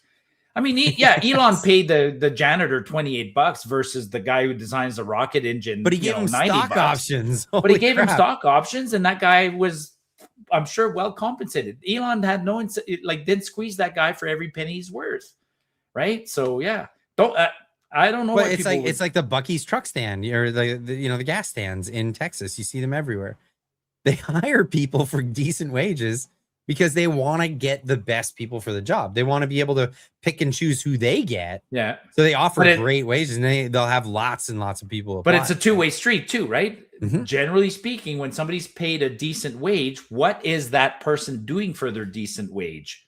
They're doing something. They're doing, like, there's a value. If I pay you $28 and you give me $28 worth of work, and then you go a little bit beyond, I will give you $29. And if you give me a little bit more, I'll give you more. It works. It truly works, folks. And a lot of people, I see a lot of people all the time like, oh, I'm only being paid $15 because you're putting in $15 worth of effort. I say this to all my apprentices. I say, like, they're like, it's kind of tough. It's hard to live on what we make right now. Like, yeah. So the best thing for you to do is train your ass off, and then switch to flat rate as soon as you possibly can. Get the talent, and then as soon as you can, screw working per hour. You could get jobs done faster. You invest in tools. You invest in your education. You make sure you invest in your time to learn the trade, get better at it. And next thing you know, an 8-hour day, you could be getting paid 10 to 16 hours for that 8 hours that you're actually there. And on top of that, making more. I can't remember who said this, but somebody one time in an interview talked about 2 jobs that he had. It was like an actor or politician, and he said, he said, I was a garbage man where I got paid for 10 hours of work that I could do in 3. And then I was also a postal worker where I got paid for 3 hours of work that I could do in 8 or something like that, that I would stretch to 8. And he's like, I preferred the garbage man because, I was paid for 10 hours, but I could do it in 3. And I did it in 3, which left me 7. I'm like, yeah, there's nothing wrong with that. And some people say, well, you're overpaid or you're abusing the system. No, if I've agreed that the work is worth $100 and you can do it in 2 hours, knock yourself out, man. Have fun. Take the rest of the day off. Bust your ass and get. I want the job done. I wanted you to it. roof that. I wanted you to roof this house, and you roofed the house in 3 hours. See you later. We agreed on a price. I saw a really good meme, and it was a guy. It was just a picture of a guy walking out of a house, and it said, what was it? Something along the lines of, you have the choice or I had the choice of getting a Ferrari, and I chose to stay home for half the day and spend more time with my wife. And you know what I mean? Like, it's one of those things where you trade your time versus like what you want to get. So if you bust your ass, you gotta choose what it is that you're actually busting your ass for at the end of the day. So the guy that's like chasing the Ferrari, maybe you like a Ferrari, but some people like their free time. And it just reminded me of that, because like the garbage guy, the guy who can do the garbage in 3 hours, well, he's got the rest of his afternoon free. Yeah. And he got paid 8 hours for the day. That's awesome in my estimate. Yeah. Yeah. Or you can keep working, bust your ass, and at the end of the year you can get a Ferrari kind of thing. Yeah.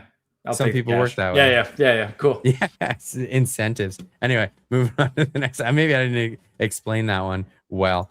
Javelin Blue for 2 says, Fox Creek ain't no jewel to live in. No, it wasn't. I've never been. How bad is it? Town of 2,000 people, an hour in any direction is just woods, just muskeg, not even nice woods, just muskeg all around. And whatever. Like when I was living, no hunting woods or no. For me, there was paradise. Don't get me wrong. I mean, I hunted and fished and everything else, but it's still no jewel. Yeah, I'll take your word on that and just avoid it. And Javelin, and we talked with Javelin last week, right? We both worked in that area at one point or another. And Swan Hill's actually worse than Fox Creek. Swan Hill's an hour north. And when I lived in Fox Creek, my employer tried to transfer me to Swan Hills. And then they're like, why won't you come to Swan Hill? You already live in Fox Creek. I'm like, yeah, Fox Creek's actually better than Swan Hill. So take Swan Hill and shove it, where. Like, so, yeah. Wow. Rainbow Lake, that's the other end of the world, man. That's so far up north. Like, if you found a map, pull up Google Maps and look up Rainbow Lake and Zama and show folks where Rainbow Lake is. And most of us have paid our dues and done some time in Rainbow Lake. I've been to Rainbow Lake many times for work, never lived there. But if you have to live in Rainbow Lake, man, I had a buddy who, from Ontario who moved from Ontario and ended up living in Rainbow Lake for 3 years. And his girlfriend followed him there. And then I met him when he moved back to Edson. And Craig was his name. And I'm like, dude, you got to marry that girl, man. Like, any girl that follows you from Toronto to Rainbow Lake and stays with you for 3 years in Rainbow Lake. Oh, she's sticking with you forever. Yeah. You're never losing that. Yeah, that's the top corner of the province up there. And you're just... it's just way up there. There's one road that goes in, 58. And it ends there. Oh, yeah. Like, oh, what? So you got to take that road in from where? Dude, it's not easy to get 35. Yeah, it's just not easy to get there. Oh, wow. You take that from Manning, and then you can't go anywhere, right? You can't cross into BC. There's nothing there. Like, you are so isolated there. It feels isolated. It's a weird feeling to go to a place like Rainbow Lake. That's in the middle. And Where does it end? What is it? At That's the lake, Rainbow Lake. That's Rainbow Lake. It ends at Rainbow Lake, and Oh, wow. it's just oil patch. It's just lots of oil around there, and I bet you but that's a it's- beautiful lake, though. But it feels like you're in Siberia, man. It just just doesn't feel right. Oh, is it like not a lot of trees? Oh my god, the tallest tree is a spruce that's like muskeg. This tall. I mean, if you click on the just go back to it just for a second. Like we got a second. Yeah. Click on the aerial view. Like click on that bottom icon on the bottom left there, the layers. The layers. Put the And terrain, terrain layer. on. Yeah, and then Do I have to put on other ones? no, you just got to touch terrain.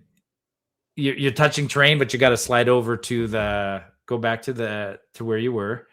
Now Yeah. touch terrain. There you go. Touch that. Click on that. I did, and it didn't, and that's all it loaded. Oh, it's It was not just loading this. it? Oh, it doesn't. It might not even have satellite for that part of the world. Yeah, no, it just gives you the topographical look. Oh, it should have it. Go back there. There's not one called satellite when you touch the bottom there. Here. There it is. It just took forever to refresh. It just did it Oh, finally. sorry. Oh, no, it didn't. Terrain's Anyways, there. don't worry about it. Let's get a satellite view if we can. It was terrain. There's satellite. There you There's go. satellite view. There Okay. you go. So now zoom. I mean, if you zoom in on any of that, it doesn't matter. It's all. It's Okay, just- so they don't concentrate on anything other than Rainbow Lake in particular. Like the little town here. So you got more resolution in Rainbow Lake.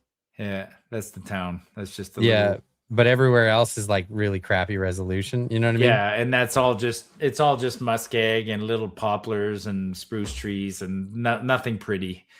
Really? Yeah. No, not a. Well, hold on. I can go down here and I can get a street view. Oh my god, is there actually street views? Oh, there is. Yeah. It's as real as it comes. Anyways, yeah, Rainbow Lake Ladies and gents. Yeah, that's probably what, has that's an what A it's like to be. W and a subway. That's about it. I'm surprised it has any of that. And a Really? Red Rooster grocery store and whatever. Wow, that's remote. That's Yeah. really remote living.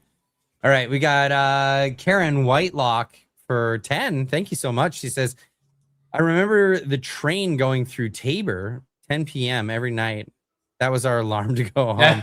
My 12-year-old brain has no idea if that was east or west on Highway 3. Yeah. Well, the train. Yeah, the trains how down big there. it will Trains be. down there would just be great. Like Tabor's known for its corn, right? So Tabor corn. Yeah. Tabor is and French fries, potatoes. McCain's has a huge frozen potato plant down there. So it grows. It's just corn and potatoes because they're lucky in Tabor because they got good irrigation. They 100 years ago they spent the money to build the infrastructure to have irrigation, and so you've seen it from the air, right? Like when you go from the air, you see it looks like big giant circles everywhere. You guys you might not see that in BC as often, but we have these like flying over. I've seen it a bunch. Yeah. Yeah, the machines are on a pivot and then they just turn around and they irrigate or the canals bring water and then these machines spin in a circle all day long very slowly and keep watering, and then because potatoes and corn both take a lot of water and heat. But yeah, Tabor's hot. Gotcha. Like water and heat, but like isn't Ireland famous for potatoes? And that's like not a lot of sun, not a lot of heat, lots of water.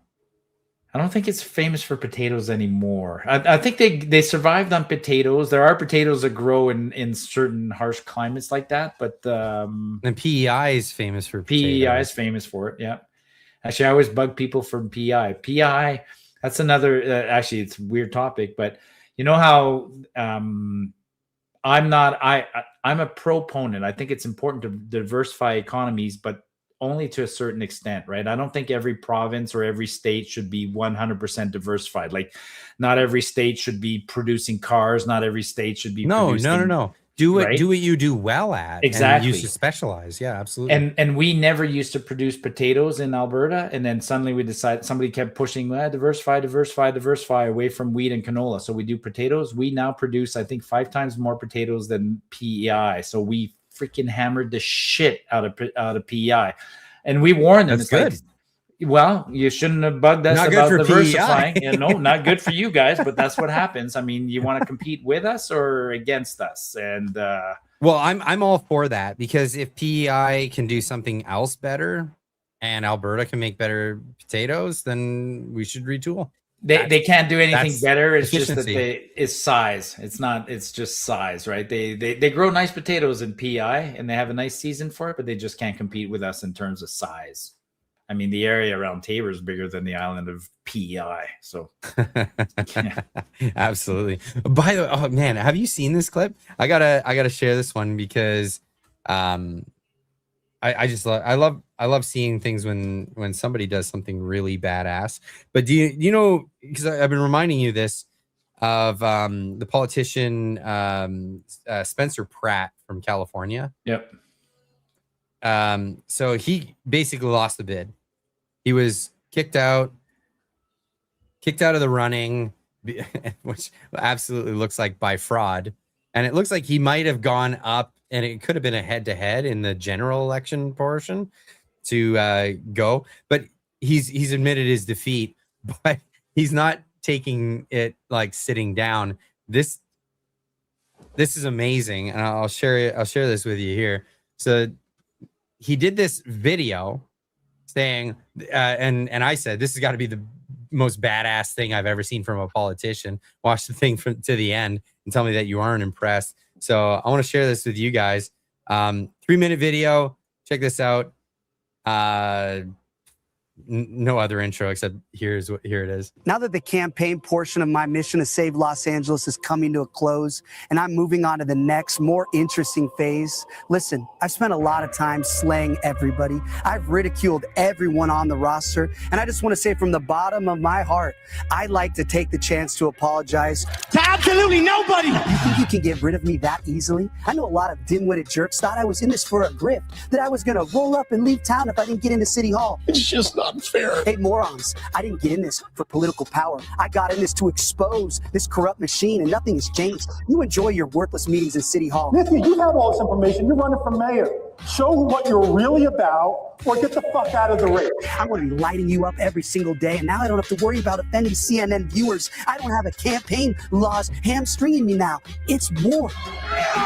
It's 0 hour for Los Angeles. Angelinos are now stuck with 2 morons responsible for all their problems, and they have to choose between dumb and dumber. That's not a choice. That's the machine protecting the machine. And now every problem that plagues Los Angeles because of these 2 corrupt communists is going to accelerate, and the city will tumble headlong into the abyss. You have no idea how many major developers, hoteliers, business owners, entrepreneurs have been texting me saying they're packing up and leaving town. More of your favorite restaurants will be shuttering. That means less tax revenue. That means the city has to cut services, more potholes, less firefighters, less police patrols, more criminals, more drug addicts terrorizing your communities. And we haven't ended it. You have no idea how bad things are about to get for this city. Look at this place already. Weeds growing from every crack and crevice, graffiti over every square inch of public space, garbage, drugs, feces, burned up dogs, burned down towns, abandoned storefronts. This city is a mess, and you're about to reward the arsonists who torched the place with 4 more years of destruction. I know he's very bitter. My goal hasn't changed. I've been laser focused on stopping these commie animals, and I will stop them. If you think we uncovered a lot of fraud and evil in the campaign, just wait. We have some recordings of one of your exalted candidates doing and saying something that would make her resign in shame. I was saving it for the general election. Go ahead and pick your demon, certify your choice, and then you get to see it. So Karen, Nithya, ask yourself, is it possible that one of your employees may have a recording of you doing or saying something that would force you to resign in disgrace? Hope you sleep well at night over the next 5 months, because you know who hasn't slept well at all for the last 17 months? My mom. All my neighbors in the Palisades, all the moms who worry about their kids walking past drug addicts in front of their schools, all the business owners getting crushed in the LA economy, worried that they can't stay in business and feed their kids. Angelinos have been struggling for years now, all while corrupt politicians and fraudulent NGOs profit off the misery and fleece us for the tax dollars. Well, now we're flipping the script. I want all of you awake at night sweating and worried about 5 a.m. when the FBI blazers bust in the door, breaking open your office, because I assure you, they're coming. You think your election was going to stop me? If you want to stop me, you're going to have to fucking kill me!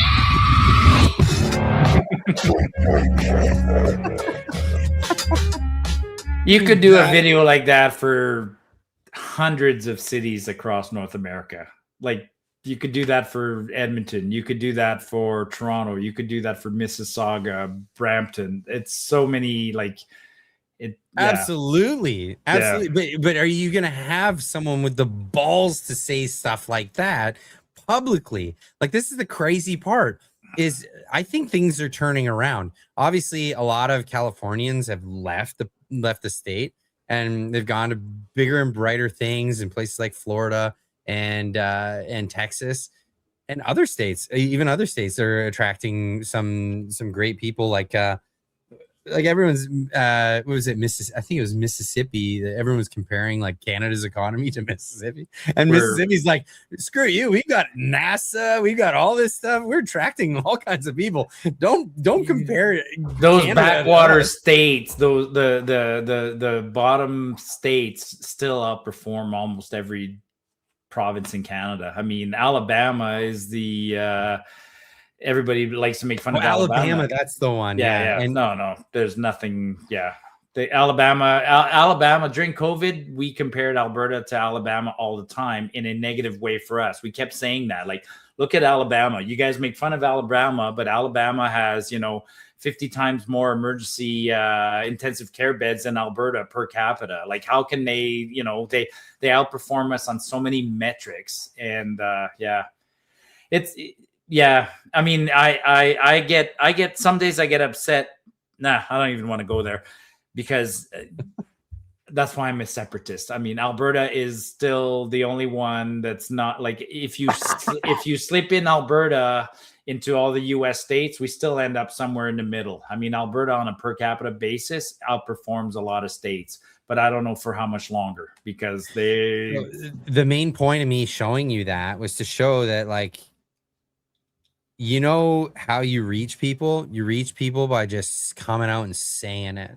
Like, Spencer Pratt just came out and said it. They had to cheat to make him lose. And what is he doing? He's not stopping. And this is what they expect you to do. They expect you to tuck tail and leave and do whatever. But what you got to do is fight for it, and whatever you got to do, however you got to do it. Yeah, and then I want to fight for Canada. I'm going to the best demographic where people are paying attention to shit, and they're going to learn about what happened to Canada. I'm not tucking tail and leaving. I'm going to where people are going to learn about what went down in Canada. That's the thing. So, like Spencer Pratt, if you want to stop me, you're going to have to do something about it. It's crazy. I love it. And it inspires me. And I think more people can get inspired by stuff like that. Cool. We've got another one from Matt Bourne for $10. Thank you so much. He says, Albertans that they can spend their Danny dollars on freedom, or now accepting Danny dollars for freedom. So that's what I would. This is the story that came out today that pissed me off. So Danielle Smith, I don't know why she did this. I have no idea, but she's giving out after July 1st. That's the Danny dollars. That's what that means. Everybody gets $100, and she's saying it's we're getting extra oil revenue, and so we're giving everybody an extra $100. I'm like, bullshit. Either you could cut the taxes on fuel, or put it towards the debt, or do something with it. But just simply giving everybody $100 is bullshit. Because it's a liberal thing to do, right? It's a liberal thing. It's wealth redistribution, because she's going to give it to 3.4 million Albertans, and out of those 3.4 million, 2 of them didn't even pay taxes. So I don't like that. And then there's but even more nefarious, there's a catch with it. You have to register for it. So you have to go to some website and apply for it.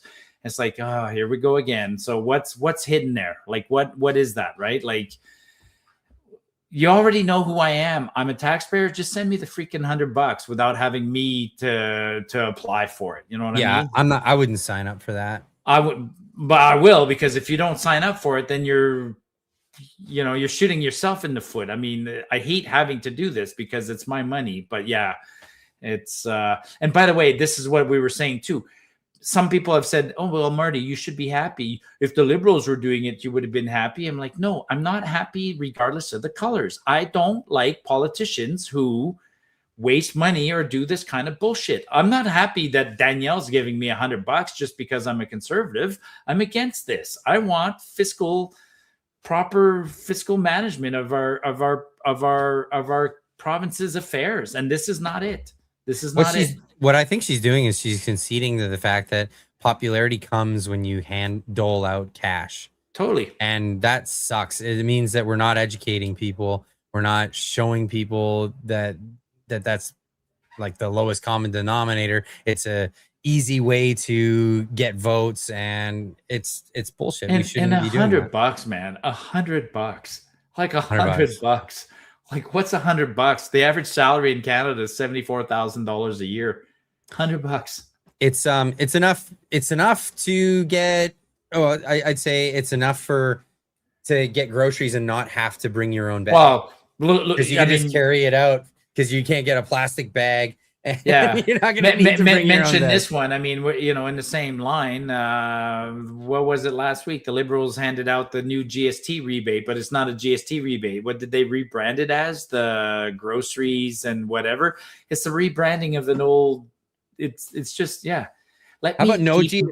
How just like end the GST? Yeah. Remember, how about you let me keep my money? I wrote. I replied to Danielle's tweet when she said that. I would much rather you just take away the 14 cents per liter fuel tax, and then let me keep. At 14 cents a liter, it'll take you the whole year to get the $100. That's fine. I don't give a shit. I'd rather you take 14 cents a liter off.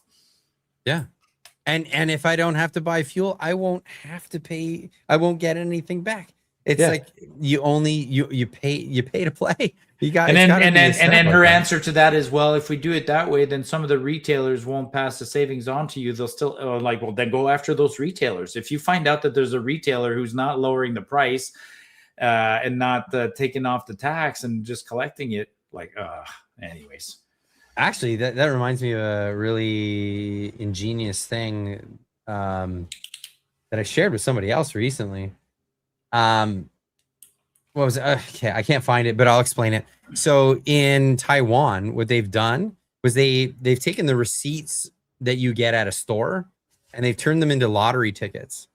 So if you go to a store and you purchase something, you get a receipt, and that receipt becomes a lottery ticket number. And I think every month they do a lottery, and a bunch of people win, and some people make big money. And a few people make, a couple $100, that kind of thing. Well, guess what? Yeah. It's been the biggest boon in getting businesses to stop doing shit under the table. So that was the big problem. So they wanted to incentivize businesses to do things on the books and pay taxes and do all the things that you're supposed to do. But a lot of people would be like, hey, would you pay cash? If you pay cash, it's only this much. And in Taiwan now, people are like, I would, but then I don't get a lottery ticket. So I prefer to have the receipt. Thanks. Yeah, no, that our government does similar things like that. Offer small little rewards in order to get people to completely comply. Yeah, no, I'm not. We talked about this. I've canceled so many of my loyalty cards because I realized, like, if you're getting nothing's free. So if you think you're getting something free from your loyalty card, sorry, but you're the product that they're paying for your information is what they're doing. So no thanks. I thought it was clever. I thought it was clever, though. Oh yeah, no, it is. I mean, I shouldn't say I haven't canceled all my loyalty cards. I fuel up at a gas station that does exactly that. I fuel up at Centex, and then once a week they pull a receipt, but in order to go check the receipt is a winner or not, you have to go into the store and check it there. And so they try and get you to show up, right? And when you show up, you buy a pack of gum or whatever. Like, yeah. Clever stuff. All right. I am a conservative boomer. Hi, Trish. Member for 43 months, man. Trish, that's so amazing. It says, Marty, have an awesome time on your trip. Great show. I will. Thank you, Trish. Yeah, you absolutely will. I'm looking forward to seeing some of the pictures. Winiska for 5 says, must have got a ride. He's gone. It's a joke. I think she's talking about the hitchhiker on the can. Oh, yeah. Is he gone? There used to be a hitchhiker, but there used to be a bunny with a backpack. I thought maybe that's what they were referring to, but with a there's thumb no more out. It would have to be with a thumb out. Yeah, there's no more people on there. All the bunny, the Indians are definitely gone. There used to be like 3 or 4 Indians. They're all gone. It's just bunnies now. Yeah, it's woke. Like I said, get rid of the Indians, keep the land. Yeah, you got to erase your culture. 4 freeze for 5 says, you don't get shamed for being patriotic in America. Absolutely not. And I won't hesitate once I'm down there. I mean, it's going to be full bore. I'm going to be embarrassing for my family. I love in-country American patriotism. I love it, right? Like I said, going to a football game, going to a NASCAR race, going to the Indianapolis 500, any of those things. I absolutely love in-country American patriotism. Some days they annoy me when they're out of the country. Like when they come visit us and they're coming to play hockey against us or come to the Olympics and they bring their patriotism. Maybe I'm jealous is what it is because we just don't have it. So yeah, but I love it. In country, love their patriotism. Yeah, it might be a bit of jealousy. I can understand that portion of it. Here's a little bit of Japanese patriotism when they go abroad. So this is making headlines. I tweeted this out saying Japanese people make headlines for not committing theft when traveling abroad. Not all cultures are equal. They even cleaned the stadiums after themselves. Like they were famous for that. When Japan plays in a World Cup match and the game's over, the Japanese fans clean up the stands. It's crazy. Yeah. It should be normal. I've just known this for years that because I lived in Japan and my wife's Japanese, so she drills it in me. Clean up after yourself. Just what how hard is it? Like for one person to go clean up after 20 people is like an hour's worth of work. But if every single person just picks up what they brought in with them, take it, put it in the garbage, then I should have taken a video of that yesterday. Like I said, when I went for a walk and I filmed that train, for whatever reason, me and Karen on our way back were picking up all the garbage. We're in a park, like a nice park, and there's garbage everywhere. And Karen brought that up. Like people, it's mind-blowing that somebody would bring a can of something. You've carried it there, you're drinking it, and then you're just walking back, and on your way back, you decide to throw it in the street, on the path, instead of bringing it to the garbage can. I see that hiking all the time. I never understood why somebody would bring something 20 miles to hike and then not bring it back out. It weighed a pound. Your beer can weighed a pound. You hiked it in, and now it weighs mere ounces, but you throw it out instead of hiking it out. I don't understand. And you have space in your pack for it. Yeah. Like it's crush it and it's nothing. Put it in a little bag in the bottom and it's nothing. Yeah. Yeah. It's crazy. Yeah. So yeah, there we are. Javon's jumping in with member for 21 months. Awesome. Says, I'm just where you guys were talking about Canada continuously being canceled. Although Canada wants to have a month for pirates in their clearing centers. What does that mean? Pirates in their am I reading that right? Also, Khalistan gets their holiday. Yeah, screw that. If you can't celebrate Canadian national pride, nobody gets a celebration in my. Well, did you see the controversy last week? I think it was it wasn't even a Liberal MP. I think it was a Conservative MP. Somebody tried to pass a motion like declaring whatever June like National Somali Month, and it got mocked. And then the guys online is like, I might have to reconsider this. It's like, dude, read the freaking room, man. Yeah, like read the room. No, we don't need a. Actually, there's a calendar. There's a government website somewhere where you can go see what every day of the month now. Every single day of the calendar year is not just a day for something. There's 6 things on every calendar day. Like, you know, you go find out, go like, okay, today is June 17th. What's June 17th? Officially in Canada, it'll be like whatever, ice cream sundae day, official Somali day, official whatever, black one-legged dog day, official, like there's just like insane amounts of things. And then we got Carney, who seems to feel like it's important to announce every one of those every day. Like hardly a day goes by where Carney doesn't put out some weird press release. Like, enough with that, man. Enough.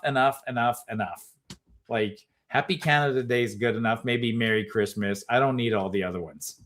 Like, I think he's becoming more and more embarrassed in his press releases. I got to show this one. I didn't show this earlier, but even Kirk Lubramov, our friend, he's like, good grief, with a face palm at this one.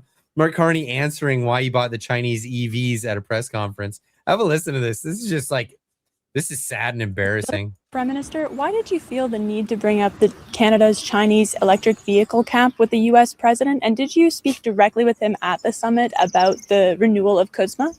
I spoke to him about a range of things. He had asked, I can't remember he had asked me about it on China, and I explained to him what the deal. I mean, it was one of many interactions with him, and I was explaining the actual structure of the deal. You're familiar with it. I'm not surprised that the President of the United States doesn't follow every detail of every agreement that Canada has, and he likes the structure. Actually, we had a follow-up conversation about it as well.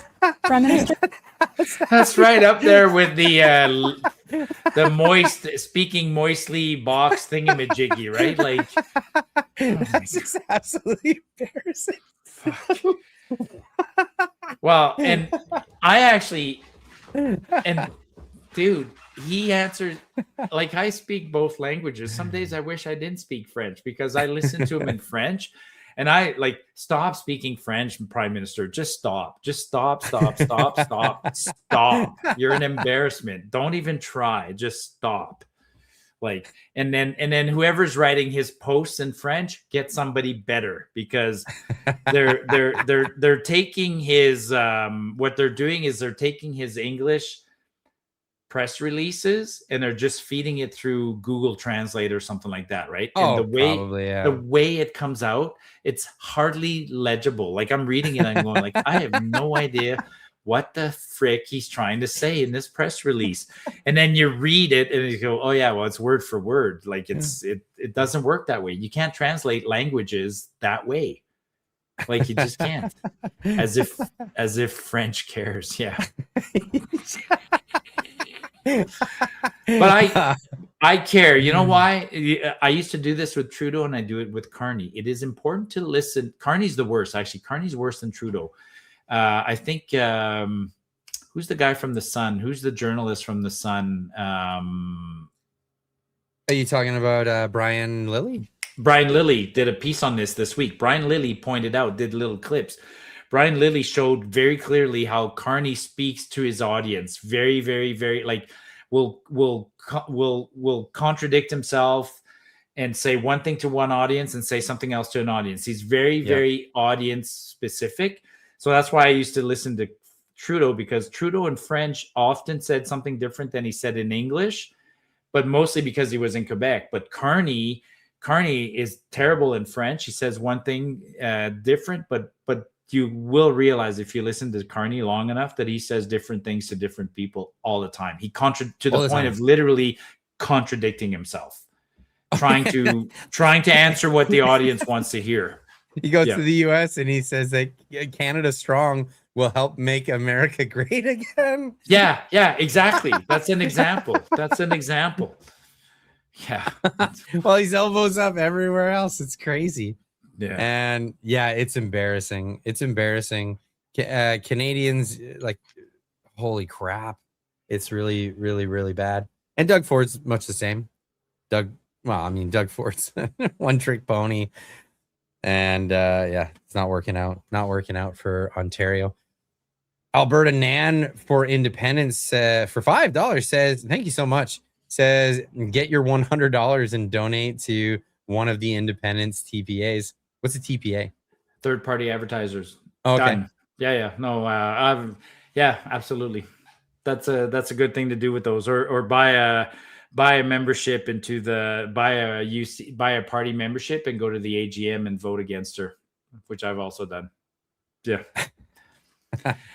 Corey Morgan, I was at an event last night. So Corey set up a third-party advertiser. Everybody, they're popping up all over the place now. There's probably 20 good third-party advertisers. So that's a problem with our electoral rules here. Each group is only allowed 500,000 to advertise during an election. Yeah. Other than the parties. So the NDP party is campaigning for the Stay in Canada side, and they have unlimited budgets because they're a party and they can spend as much as they want because it's considered their job. But third-party advertisers have popped up all over the place. I talked to Corey Morgan. He set his up a little while ago. He told his wife, Jane, I hope you don't mind. I'm just going to put you down as the CFO, and we're just going to use the business account. Corey used to run a little restaurant or whatever. And then he's telling me yesterday, he's like, oh, I should have been nicer to Jane because in the first day and a half, he raised $75,000. So he's like, Jane was like freaking out because all of a sudden the money was just flooding the bank account. And so Corey is spending the whole $75,000 buying signs, Alberta Independence sign, and going around and giving them to everyone. Like, it's crazy. It's really cool. Really cool. Yeah, it's a good thing. It's a good thing. It's a good thing that legally exists and people can donate to it politically and not have to have any repercussions with the government knowing who you are. You can anonymously donate to these kinds of things. Not if it's more than $250. If you donate more than $250, then Corey would have to put you on a list of donors. He has to report the finances once a quarter to Elections Alberta. Okay. But that doesn't stop anyone anyways. He's just donate to him twice as $125, and then you're off the hook, which is what politicians and everybody else does. So play the game. Play the game. Absolutely. Game. Anyway. Oh God, Clyde, wish you and your family lots of prosperity in Texas. So jealous. Well, I'm going to make it available for as many people as I possibly can. I'm going to be working on the tradesmen, trying to get tradesmen down that want to go to the US. So stay tuned. Stay tuned for that. Anyway, that's the end of the comments, Marty. Cool. So the next show we do will be you in the US probably then. Looking that way. So, yeah. I mean, you're out. You're gone, right? I mean, have you given up your lease? Like you're hitting a point of no return at some point, right? Like yeah. Mm-hmm. So we get the trumpet playing. Yeah, you're not changing quick. Like if you have a change of heart, it's pretty late for that now. Like that's pretty late. Pretty late. That's awesome. Yeah, congrats for that, man. That's awesome. Yeah, so yeah, I'll have way more details about all of that stuff in the next the next time we meet. So it looks like you're going to be going away. You're going to be going to this hiking tour. I've got all lots next of stuff week, to right? do. Yeah, 10 days all next week. I get back to my house, whatever, Sunday next week. So we could do the show next Wednesday if you not this one, but the Wednesday, whatever, July 4th. We'll see if we can make that possible because I might try to plan for it, and maybe I can get Yuji to come back in and do the thing of producing it. And then maybe, I don't know, maybe I'll be at the Grand Canyon or something. Well, let me just check something while you're talking. Like, what is next? Is that July 4th? I mean, if that is, that could be. So next Wednesday is. No, it's July 1st. Oh, shit. It's Canada Day. What? Should we try to squeeze that? Try to make that work? I don't care. I'll be home. Yeah, I never realized it's July 1st that makes no sense. Is that really? Next is. Week yeah, it is. Oh, okay.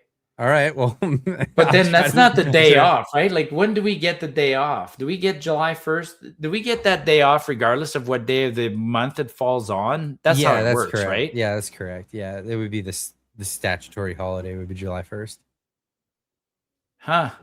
Wow. Did not know that. Okay. But then the next one is Saturday is the big one. Saturday is the American one. That's going to be a big party. Wow, that's going to be a big party. Yes. For the Americans. And yeah, that's right. That's right. All right. Well, we'll try to figure it out. If we can make Canada Day work for the live stream, we'll make it work. If not, then we'll see you the following week. Ladies and gents, thanks for joining us. Good night. Cheers.